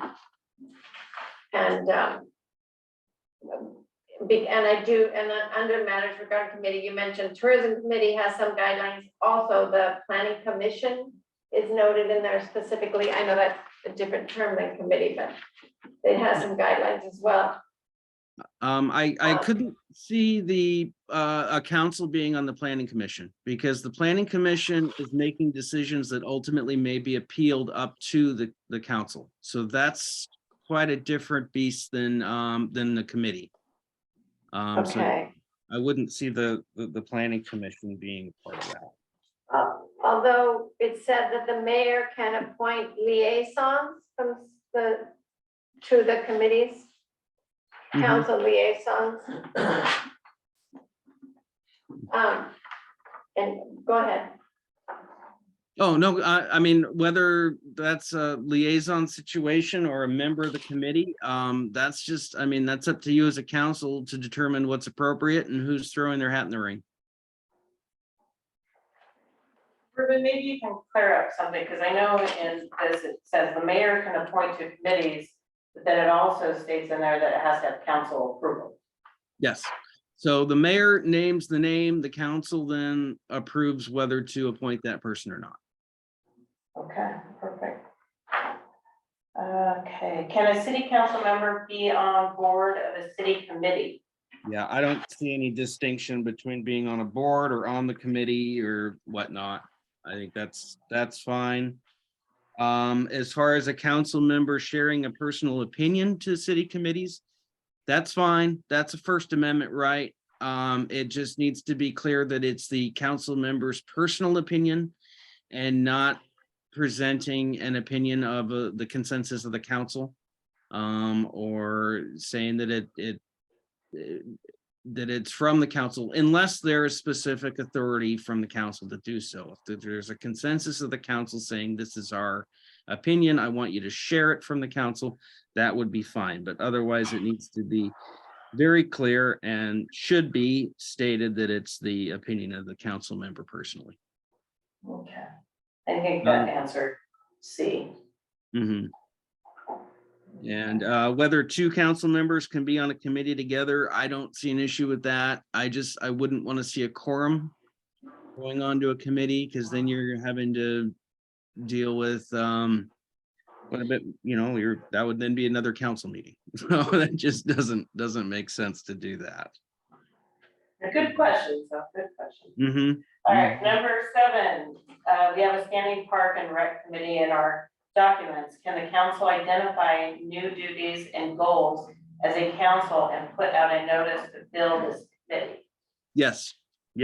And actually, our council rules say that committee goals should be proposed, reviewed, and approved by the council at least once per year.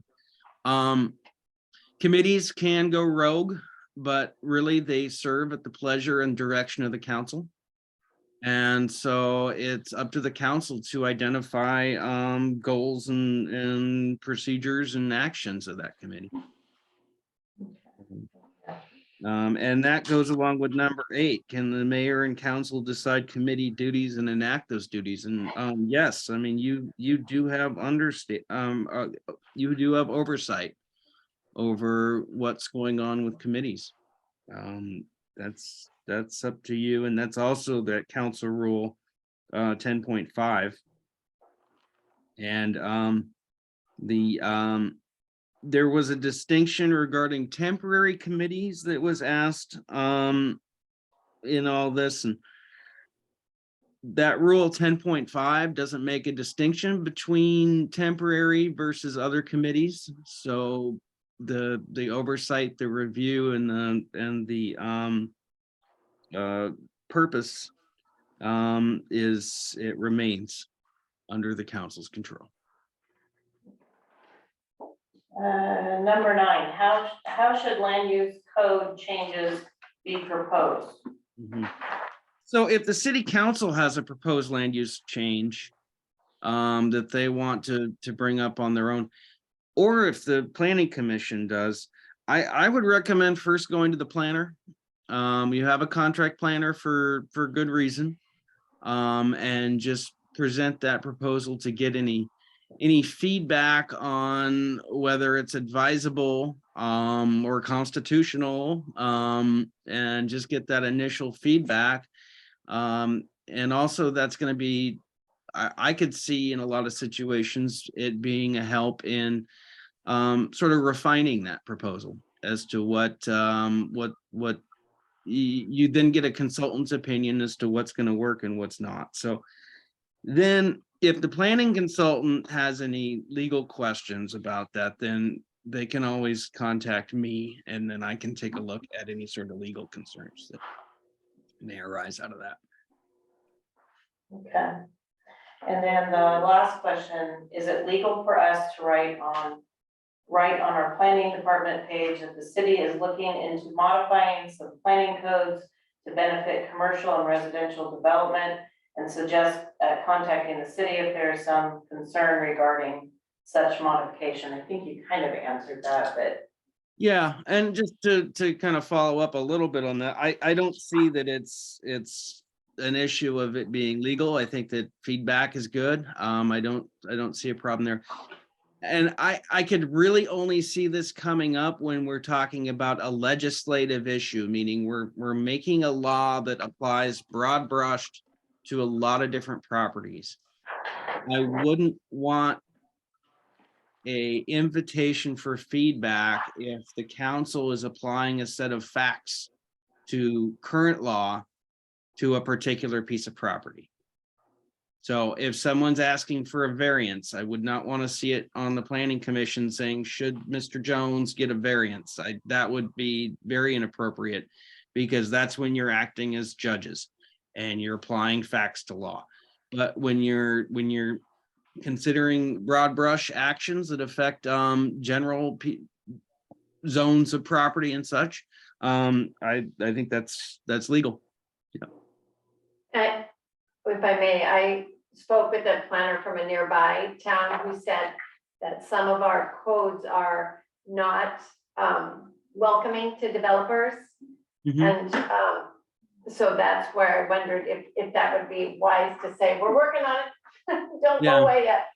Well, that's a good point. And, you know, I never verified this, but I heard a rumor that our code was modeled off of Lake Oswego's code, and we're not Lake Oswego.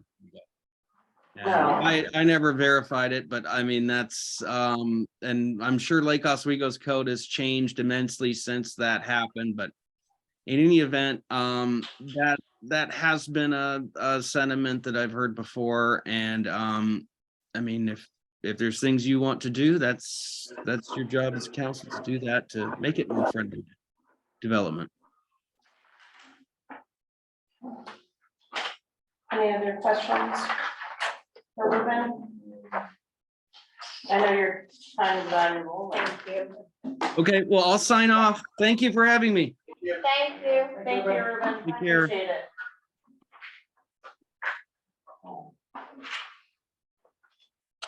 All right, city administrator report. You're next, and then.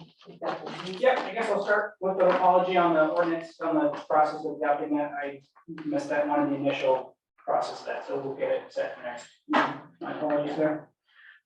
Strategic plan, community vision, it's been called multiple different things, but the project with U of O originally slated to present to council on July 24th. So the committee was scheduled to meet Wednesday, but that meeting now fell through. So it's probably gonna be pushed back to August. Now that it's not tied to actually the budget done or anything particular, I think we can take our time and make sure we get that right. So we're working with the committee to get a new date set and then present to council sometime in August, I'm gonna assume at this point. Rate study, that's an error, that should be ESS, not CESS. Consulting would like to present their first draft of the proposed rates at the July 24th meeting. Typically, he gives 90-minute presentations, which is long. I can ask him to cool it down if council would like, but that's up to you. But obviously, it's going to be very thorough. See if we can get it done maybe in an hour or cut off. My concern is that if we do a reading on the garbage rate, that might be a contentious hour or so, and if this is an hour, we're cutting 10 o'clock pretty short. Can we have any backup paperwork to look over before his presentation? Yes, it'll all be in the packet. I told him I have to have it. He'll have it to me on the 17th to go in the packet. Did fill an hour, he wants an hour and a half. So if we shorten it to an hour, that's enough? That'd be good. Okay.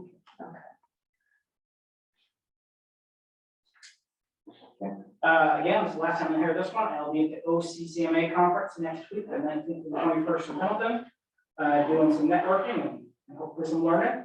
Finance department, we offered the accounting clerk position to 3 people. All three people declined because we do not pay enough. We don't pay enough. So, we have reopened the application. I've already gotten another 5, 6 or so applications that will be. So, Quick question on that. So where you're collecting those, I imagine, I think on Indeed. they're Indeed and they're emailing me directly. So I talked to somebody that I encouraged to apply. She said she never heard anything back. She sent an email asking to following up our application. She never heard anything, so. Okay, Just I'll double check, make sure. Okay, yeah, we're just. Yeah. For the person, but Is this a situation where we might want to look at advertising both positions, finance director and the accountant? I don't think so. I mean, we certainly can. I mean, we did budget for the finance director. But I don't think we have, once we are caught up and where we need to be, I don't think there's enough work to justify a full-time finance officer. Where are we at with getting caught up? That's next on my list. Oh, okay. Yes. So just a quick question, the position is it's posted on Indeed. Just clarify for me, it does have the salary for the position Yes. and the job posting, so these people that we job offered knew that they were applying for a job at a set rate or set wage. Yep. Applied for that position, the job offer we gave them was for less than what the job was posted at, No, it was within the range, so it seems like perhaps they were trying to negotiate for Yes. higher. which given our budget, I cannot go any higher.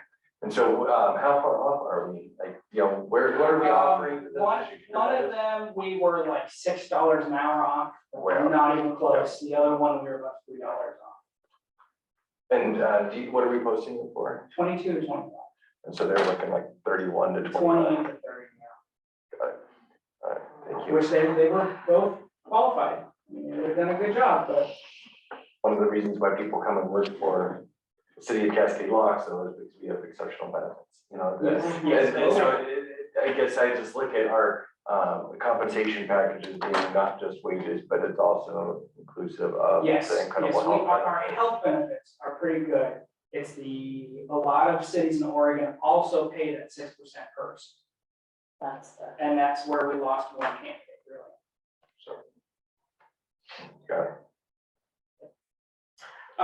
Finance numbers, to your question, we are completed up through April. Carl has gotten almost done through May. He has about $138 that he can't reconcile, so he's working on it. He's switched gears a little bit. Yes, he's switched gears a little bit, since we have the contract with the auditor now to get the audit stuff done, so we can get those out of the way. And I'm gonna share with you here. He gave me a breakdown of actuals versus budget for the fiscal year, July through April.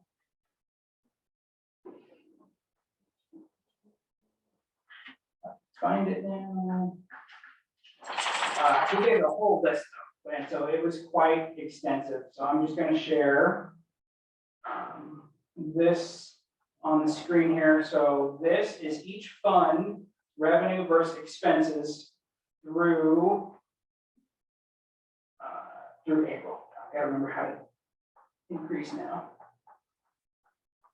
Hey, now I can read it. There we go. So, and take note that this does not include any beginning fund balances, because those numbers are not confirmed until the audit is done, which has not been done. So none of these include beginning fund balances. So July through April, the general fund revenue of just under $1.3 million and expenses of just over 1.2 for a net of 82,000. System development, we haven't had any expenses. We've had 11.5 in revenue.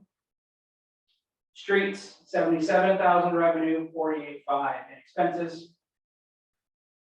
Fire and EMS, this is the one that doesn't look good. Expenses definitely outpaced revenue, 631 revenue, 741 expenses. Can we, don't mean to interrupt you right there, but I was just wondering, a lot of times there's kind of some one-time expensive costs. Was there anything that this, that was in fire and EMS, this was kind of like a one-off purchase? And how much was that? Can you remind us? Like 200,000. But some of that was covered by the grant, right? All that was, yes, so, but it's showing up in there, yeah. But So part of that is we spent all of that 240,000, or most of it, this year, got half of the revenue last year. So we spent it all That this would make year, sense. and so not having that beginning fund balance is where it's really hurting us. Got it, So there was a couple 100,000 in beginning fund balance, got it, thank you. but because it has not been Makes more approved. sense. Yes, sorry, I should have added that. So, yeah. Wait a minute, that's a big dollar. Yes. All right. Grants, the revenue was all, interest off of the grants. The expense is we had a $1,000 grant awarded 2 years ago to pay for any planning assistance, so it went straight to our city planner. Tourism, brought in 75,000 and had expended 46,000. for revenue of 29,000.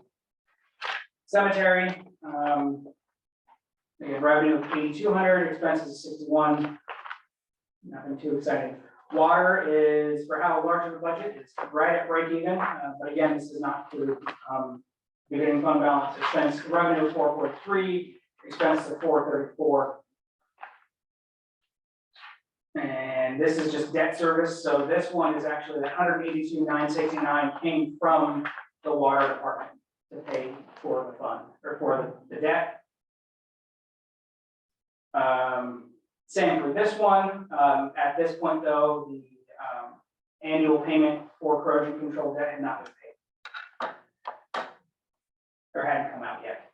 Cemetery trust fund gets a portion of all the plot sales and interments, I think it's 10 or 15% of all those. And the expense was a transfer from the cemetery trust fund to the cemetery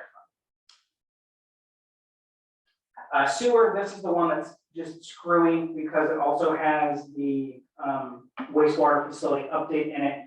And we have to spend the money, we write the checks, or do the paperwork, cut the checks, and then we get reimbursed by the state, or by the feds and the state. So this one's just, it's a mess.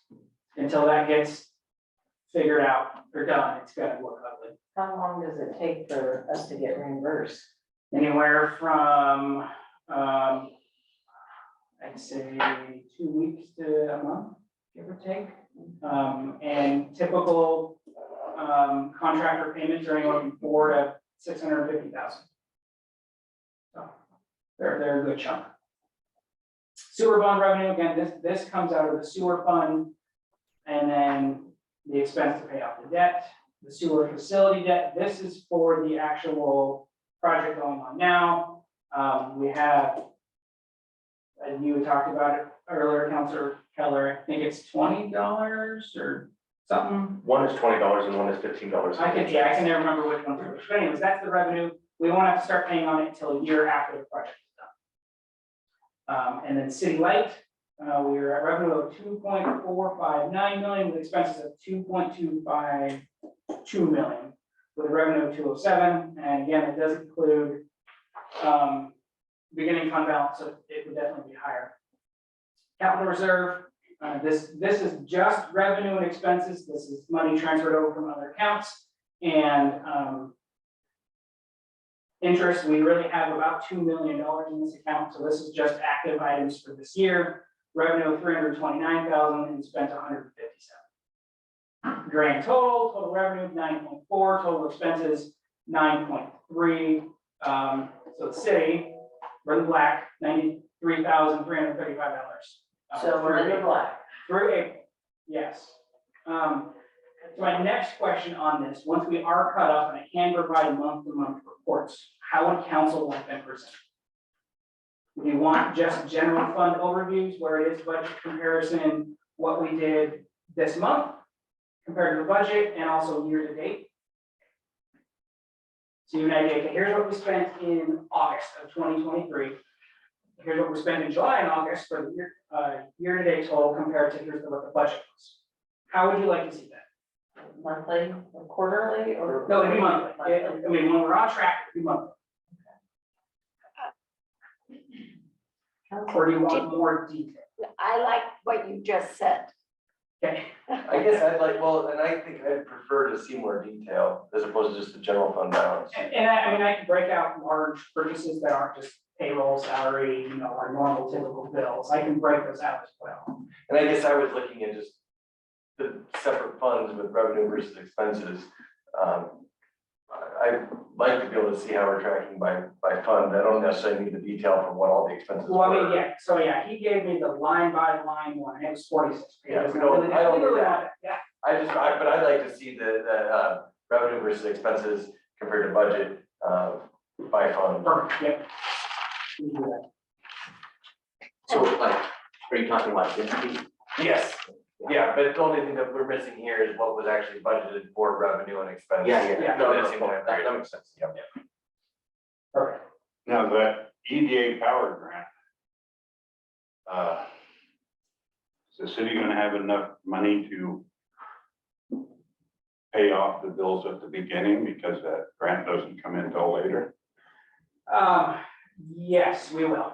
So we have about 4 million in reserve, but yes, there are some upfront costs. We have to buy the land first. We have to obviously pay the engineers. We don't get any money until the land is ours. We prove we have deed or title, and that we have a, agreement with the port.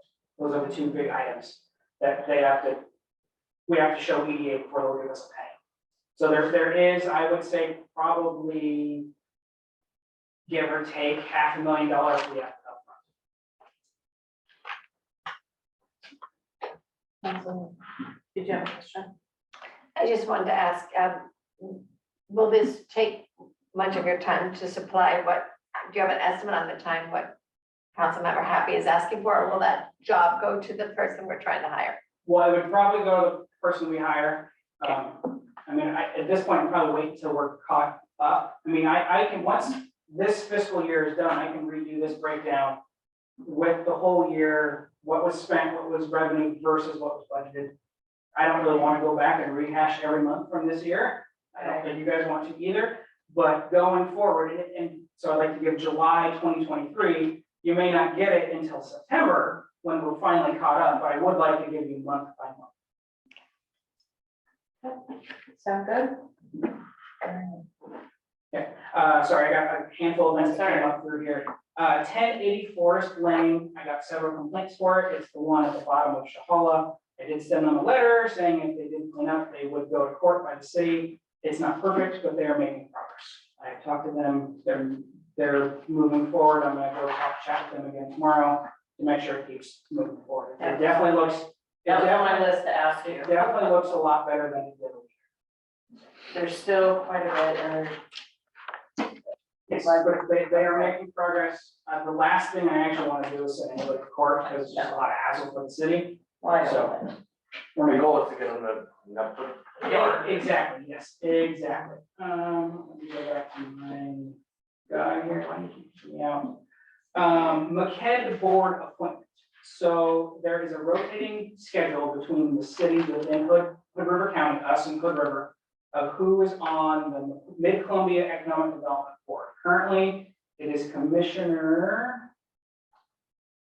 Let's see here, I have the email from McKed. It is Councilor Mark Zandler from Hood River. His seat expires here, I think, end of this year. 2-year term that rotates between the two cities if the city chooses so. It's not uncommon for agreement to hold for 2 terms in a row. The city's up of this August and currently held by Hood River City Councilor Mark Zandler. Mark is willing to continue, but also willing to step aside if Cascade wants to let the seat. The seat is usually filled by an elected official or city administrator. Prior to Mark, it was Gordon. So I told them, I got this email last week, I have a council meeting in last. Would council like to have somebody on for the next 2-year term, and if so, who? Council would make a recommendation, but the county is the one that actually appoints who the person is. So we would have to present to the county, we'd like this person on the board. And what does the board, what does it look like? What's the time commitment? I don't know, I think it's a couple hours a month, but I have to double check on that. Can you get us more information? Yes. Yes.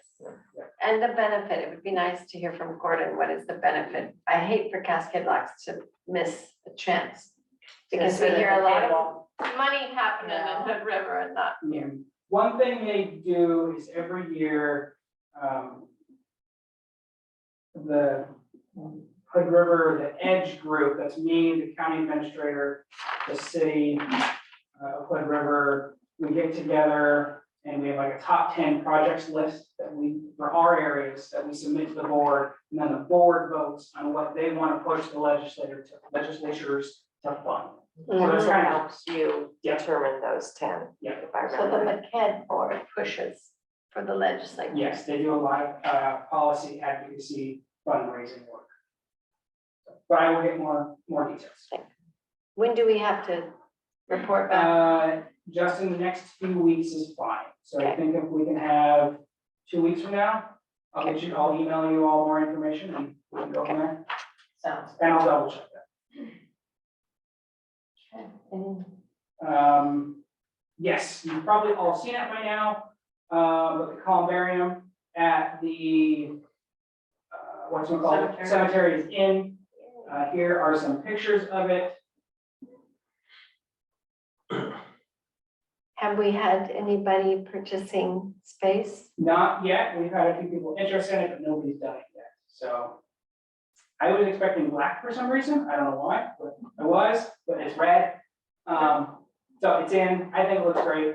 Once the grass grows in, rhododendrons pop back up, I think it looks Do we have any information on the website or, great. Not, or No. can we put a notice in oh, the, yeah, maybe in the newsletter, or if someone's interested and how much it is and Yep. who to contact? And you can tell by the picture, there is enough room to add other one. we probably could, yeah. Mhm. Or a bench or something. Another item that came up between now and when this was written was the backhoe for the public works crew. They had got a quote from Peterson Cat for a backhoe. It just happened to be that somebody ordered one, they had one on site, and then they backed out of the deal. So we have a backhoe that we can get within the next 3 weeks. If we approve, if council approves it. Let me scroll down the bottom here. It was approved in the budget, out of reserve funds, budget was 205,000, this one cost 168. It's exactly what Public Works wants. It's there, our name's on it if we want it, otherwise we're waiting at least 6 months if we order another. Are we allowed to make a proposal and vote tonight? I just need a consensus. It's less than our budget. I move that we, if it's what they want. Yes, yeah, they actually went and saw it today.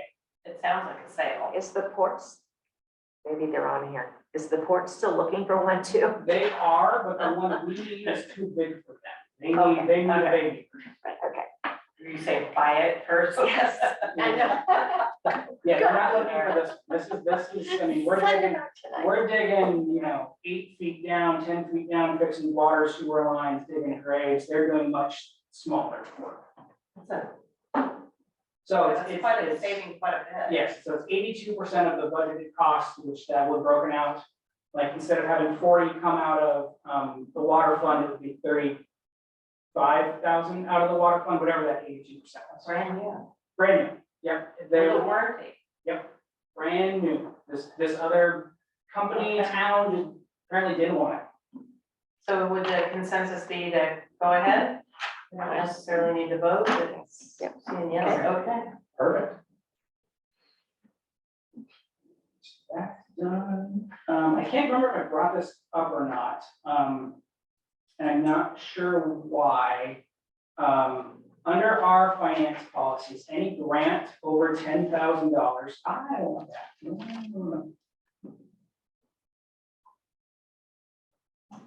Go away. I can't minimize. Any grant over $10,000, according to our finance policy, is supposed to be administered or overseen by McKay. For some reason, our EDA grant is not being overseen by McKay. So section 15 of our policy, grants under 10,000 be administered by the city, grants over 10,000, which really every grant over 10,000 will be contracted out to McKay to be administered. Administrative fee will be paid from the grant proceeds. For whatever reason, it was not given to McKay. The grant proceeds are not, there's no budget in the grant to actually cover it. It would make my life a whole lot easier to do it, but they also want $30,000. Or And they're required. winter savings on the tractor. Well, it would have to come out of the electrical. I know. But it's also required that it actually has. According to our finance policy, yes. I mean, part of it, we can't, the grant funds have already been allocated, we can't readjust it. So it has to be out of pocket. And the movement, the backhoe fund. No, doesn't no, have- those are for capital projects. This is for a grant administration fee. There is room in that contract services within electric that I had $300,000.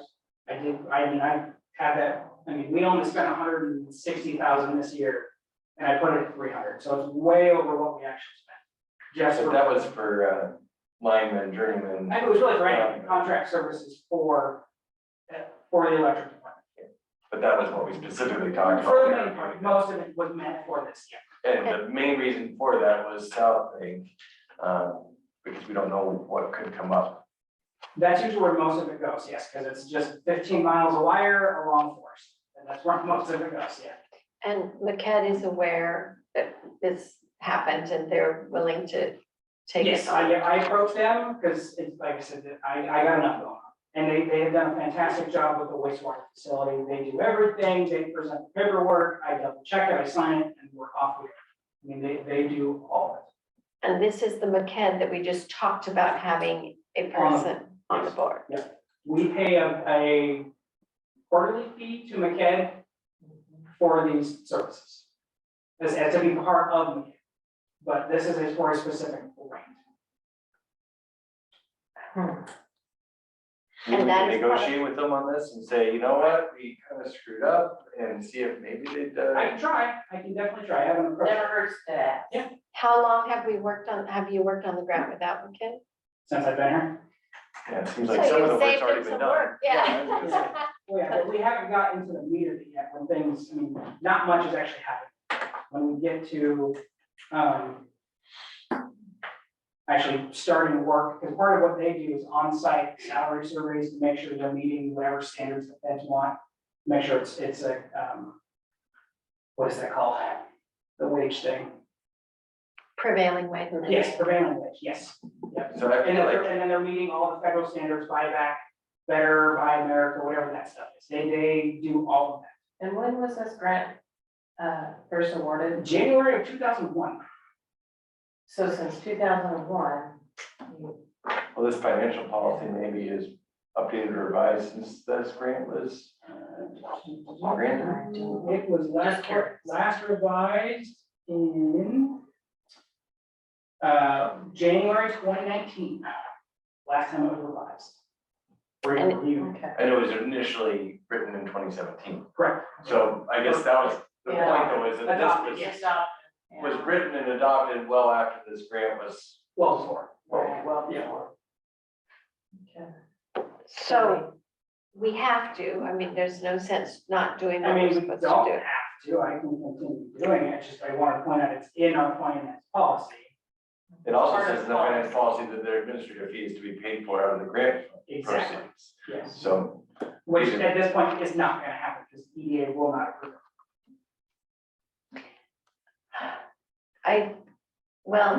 I don't like to not do what's written in our policy. Number one, and he thinks we have it in the electric budget, number two, but if you can negotiate, because you said we've had this grant since 2001? Yes, we've had it. So since we've January. had it for 22 years, whether or not we've been working on it. Hopefully they'll negotiate a percentage down. I can definitely ask. Okay. All right. Again, I don't need an answer tonight. It's just that this grant is moving at the snail's pace, so Mhm. I don't need an answer tonight. I'll- 20 some years. Then there's so much for you to do, City Administrator Bennett, that I agree, taking it off your hands. And especially since it's written in our policy, may allow us to get other grants. That's all I have. Okay. So then we did add E, so. I'll be brief because the attorney answered a lot of questions. I just wanted to remind this board to look at our council procedures, section 10, particularly 10.4 guidelines for committee operations. That all the committees shall operate under the same guidelines, and these guidelines should be given to each committee member when they are appointed to the committee. I checked with City Administrator Jordan Bennett to see who's giving these to each committee member. And when possible, a committee training session could be offered. It is up to interpretation of this council, I presume, but former committees in former cities I have been on, it was the chair who gave these guidelines, but does this council have an opinion? I mean, just The chair of each committee, is that what you're talking about? Yes, but it could be our city staff, it could be who, because here's my concern. I am hearing there's some discomfort from, one of our committees, because they weren't aware of all these guidelines. And one of the guidelines is that there shall be a joint workshop with council at least once a year. There shall be goal setting with council. The agenda, the chair shall create an agenda for each meeting so as to be responsive to the direction from council. And therein lies council's communication. Minutes shall be taken at each meeting and a written or verbal report given at the next council meeting. So a lot of these things are not happening, and I think therein lies some of the discomfort. Another is the committee should propose goals to council at least once a year. These proposed goals would be subject to council approval. So I just want to remind people to read that. There are specific guides, as the attorney mentioned, for tourism and planning commission in our ordinances as well. And I could share those documents with you. We've seen them in the past. I know Kathy was just printed them for us in another email. I just thought since these questions were answered, it's important to share this. But I would like to hear your thoughts on who should share the guidelines to each committee. Obviously, tourism and planning should see their specific guidelines as well, come from the ordinances. Who is the person that should be reminded to do that? Tourism does have a paid consultant. So that might be part of their position. Any opinion on that? So I think, with the guidelines, there's a lot of, they were there for, written for a reason. It's just, they haven't been followed and Or so. shared? Or shared. So I can understand some discomfort when they're saying, hey, this is not how we've done it, or it feels a little cumbersome. But I think to get back to basics, it's written all right there, once, to have monthly reports to, because it does go council, you guys are a part of that for tourism. Should we ask city And or so- city staff to share these guidelines with each committee member by email or paper? Well, I think, is there a procedure in there? And It just says doesn't these say it. I guidelines haven't should seen be it. given to each committee member. Right. And I think if the committees themselves currently aren't doing that, maybe to begin with, we can, and maybe in our goal setting. Because the onus is on us that we haven't done goal setting or joint work sessions with them. Right. And so, so maybe I would suggest that this particular time we ask our city staff, yes, for our two standing committees, please share these guidelines and the ordinances, and I can make it easy because I've collected them. Just email it. I think what I'd like to do is when we have a meeting, Jordan and I maybe have a meeting with them and then collect it, because I want to hear their input and I want to, I don't want to go in and just say, here, this is what you have to do. It's got to be collaborative. And so they need to follow it, but to make sure they have a clear understanding on what their expectations are. Well, that's our goal, council Yes. goal setting. Yeah, Mayor, I think it needs to be full council to full committee. Okay. yeah, but I do think these guidelines should be given out ASAP. Am I not? Does anybody disagree with that? I was just gonna say that if I was someone that was coming onto a committee for the first time, I would expect someone to give me a rule book. Here's the rules. Right, so these need to be. And so if that hasn't been done, then we need to make sure that that happens from now on. Because, I mean, if you're going into a committee for the first time, unless you've been sitting in on it, you're not gonna know that stuff, you know? Right. So is there a consensus, do we need consensus to ask staff to get that out to the committees? I do, yeah. Okay. And then the other thing is, I wanted to be sure that this, Jeff Helfrich talked about grants, well, there's grants here, there's grants there. And we know our city administrator is hugely busy. And I want to remind this council that we allow the tourism committee to make decisions on large amounts of money and bring them, according to our financial policy, to us to vote on when it's over 2,500, I think. Correct. That is it, when we do our committee, maybe this comes up in our goal setting with each committee, but if we could allow some committees such as tourism to look, I think it's part of the RFP, to remember to look at the RFP when we're considering our tourism paid consultant, because one of the lines on that RFP was to look for grants. So, and that's within a committee that if we have committees, or if we make further committees, like a transportation committee, a housing committee, which other cities have, that they might search out funds that they would share information with us. Of course, we wouldn't ask them to get a grant or to chase down or to actually get the funds without our approval, but I just want to point out that we allow one of our committees to have a large advisory position over a large amount of money, that as we look to doing more things, and specifying, as the attorney mentioned, oh, it'd be great to have the citizens on these committees. We would have to set some goals for the transportation committee, which might be a bike paths and widening Forest Lane, or for a housing committee, and see if we get participation, right? And I just wanted to put that out there about the money. I'm hoping that this council doesn't believe that only our city administrator can be looking for grants.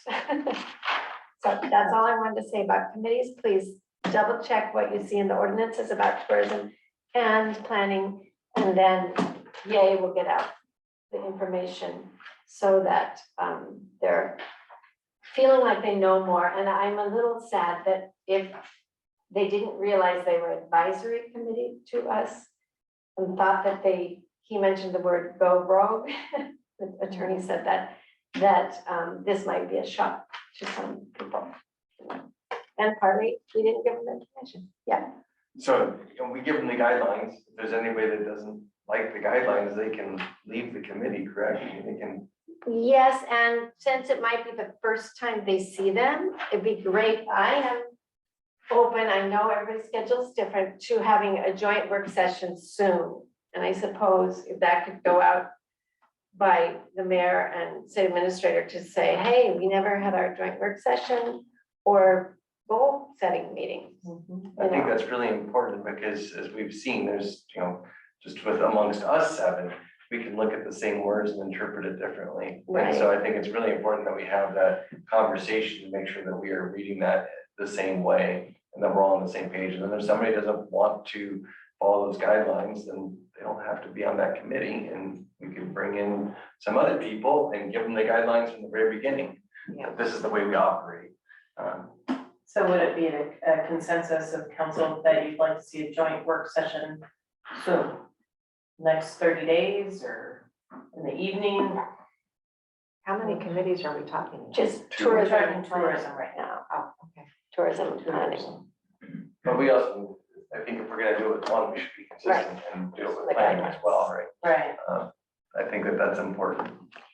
And since each committee has a paid consultant, at one point, we've talked about evaluations or, reflection on have they met the RFP, have they, and of course, a committee would have an opinion on that. That's something to look to as well. Because we have such a limited budget, our paid consultants need to be doing what meet the city's goals. Tourism has been very good about giving us minutes, though. Mm. I mean, I read them when they're in my packet. So how would council like to move forward?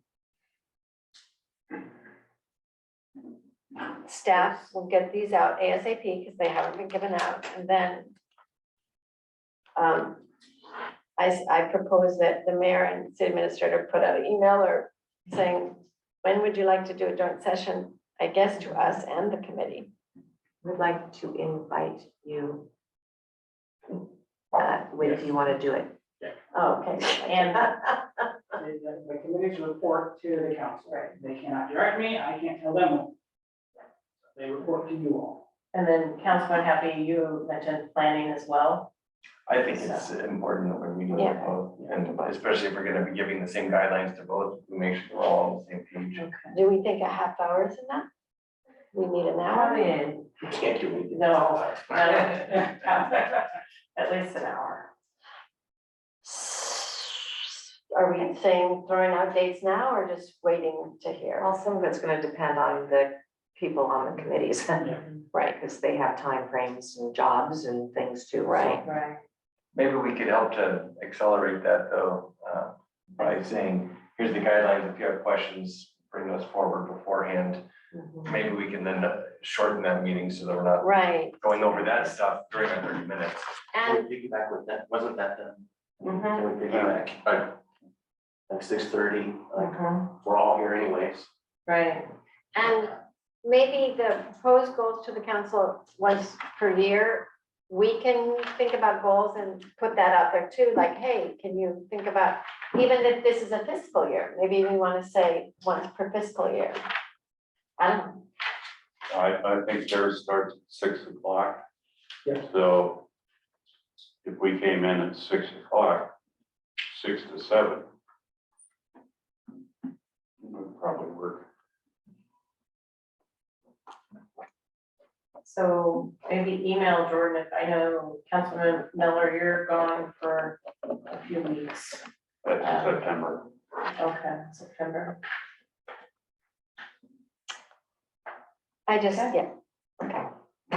All right. That it? that's it. All right. Okay, so, mayor and city council comments.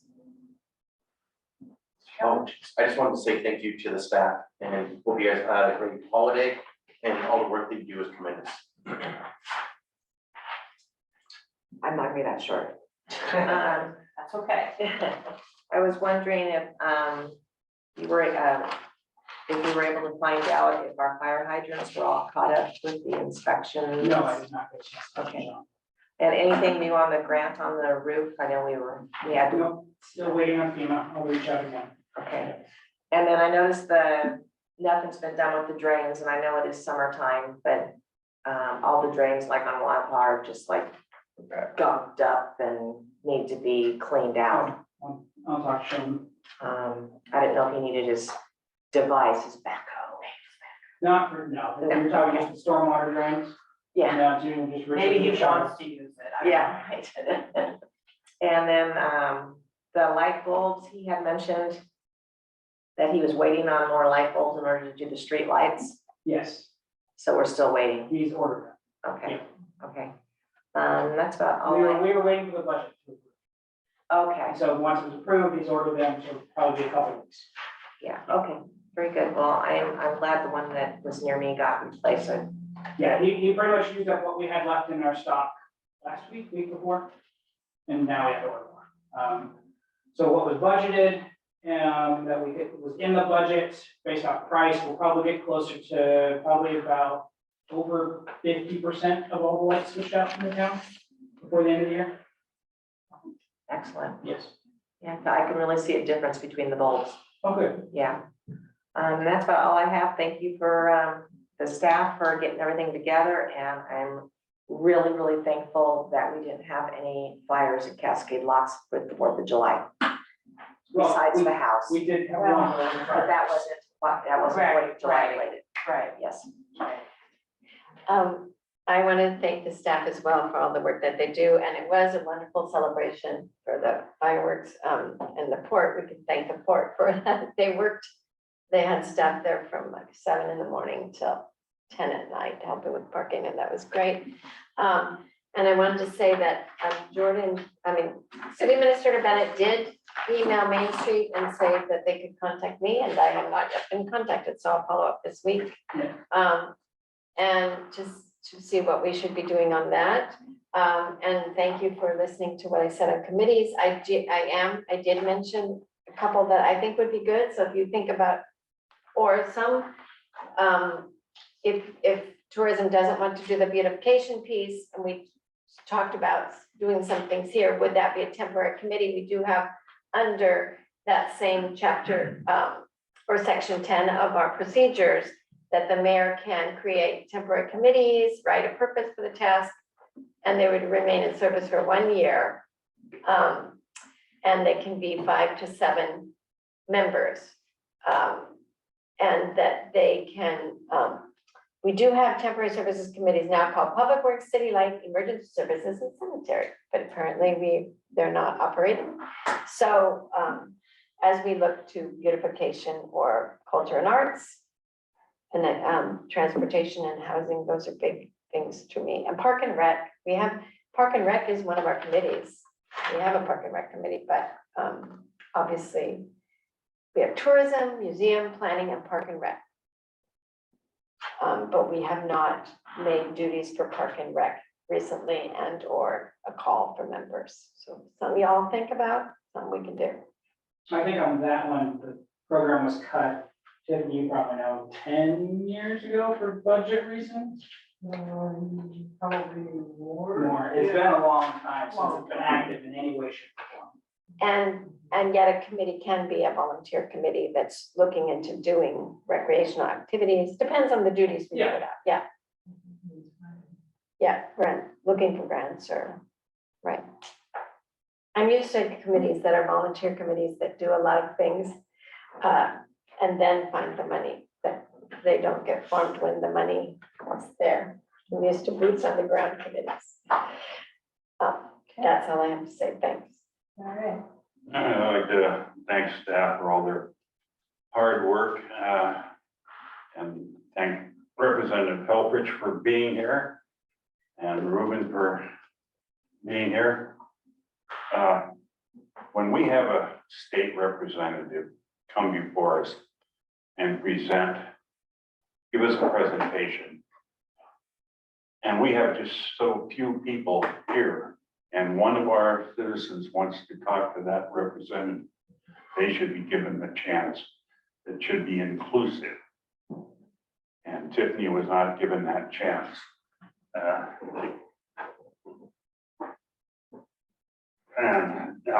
Also, when will council get a presentation on electrical system upgrades and what funds are needed by the city? And what funds can we expect from the port, and what port upgrades are needed? I think we need a full presentation on this, whether BKI is involved with it or not. But I mean, we've got this project that needs to be done, and I think council needs to be aware of all the circumstances surrounding it. And that's all I got. All right. I want to thank you for being involved, not just today, but you are such an active citizen in our community, and you've come forward before council for a variety of topics. And you weren't here at the last council meeting, but I did call you out and thank you for your involvement with the budget review process. I don't know what we would do without you, so I'm very thankful for that. Representative Helfrich, and I'm really grateful for his presentation today, and also for our city attorney Cleveland for addressing our questions and going into detail about some of those issues that we brought forward. I do think that the issue regarding fireworks is something that we should look at. I was surprised to see that the fireworks, we've always heard fireworks are illegal in Cascade locks, to find out that actually we could have fireworks, especially with just that's such a risk. We narrowly avoided the last fire that came through here, and we have such a fire risk. I think that having something in that ordinance that provides some authority for our fire chief to be able to say no fireworks, I think it's common sense. The city attorney did mention this emergency clause. I don't really know how that would work, and it's something I think we should look at. I don't want to put us in a position where our hands are tied and we have no ability to actually do something to prevent real damage to our community and potential loss of life. And again, echo everybody else's sentiments, city staff, for all of their work. Okay, that's it, all right. First of all, thank you to staff, city, keeping us all on track. Thank you to John Logan and the whole fire EMS team. This was a few days ago, but they had 17 calls, but that didn't, since the month of July. So their whole team has been really helping. One gentleman did blow his middle finger off on court property, and they responded to that, got him taken care of, but they have been running ragged. And so my hat's off to their whole crew. To the port, I went down on the 4th of July. And I gotta say, I've been here 6 years, but I've never gone down there on the 4th. I've always kind of avoided it. And I thought, no, this year I wanna go see what it was like. I had my grandson, and they work so incredibly hard. It was so well organized. It was great to see so many families and people, and it was a great event. I was really, really happy with it. Thank you all for attending the meeting. Always appreciate that input. In regards to Councilman Miller's question, maybe I should make concessions if it is a state representative, but it's just, I'm trying to figure out rules of meetings and whatnot. So, because if you allow one time when somebody wants to sit in the back and raise hands, then that's allowed all the time. So you have to have rules. You're either going to do it or you're not. But maybe I can take it under, if we do have a special representative from the state.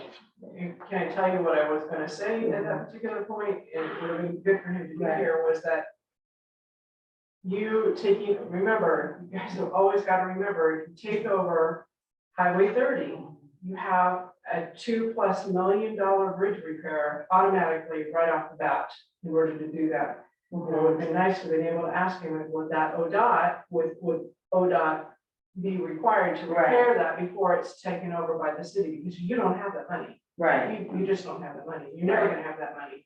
And that's an automatic deficit to acquiring forest land. Right. Just please keep that in the back of your mind. I understand where everybody wants to go with this on forest land. I really understand it. But at the same time, you've got a ginormous debt sitting across that creek. And that's a good point. But when maybe when I start meeting, I need to just go over the rules, because we have had times, we're in the 7th month, we have had times where it's, where people want to put in their comments, but I have gone over and over with the LOC, like, what are the rules?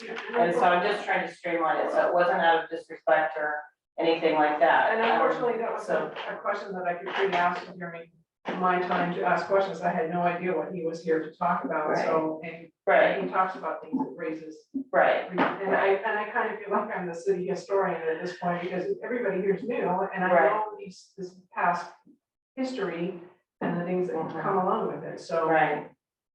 I'm just trying to streamline stuff because we have lots of historians. And so if I allow one, then that just, we had a small group tonight though. So, but point well taken. And thank you so much for all your hard work on the budget. It's a lot. It's really a lot, and you get it, you understand it. And so you're good with numbers, so I appreciate that. And then just appreciate council for coming in a little bit early, to go over some questions. Councilor Keller, you were gonna make a. Yes, and I was on vacation and I That's didn't okay. get to it. I'll have it done. That's okay. So he's gonna make up a form for come up with a form, so if somebody wants to request money, there's gonna be a process for it. So we'll streamline that a little bit.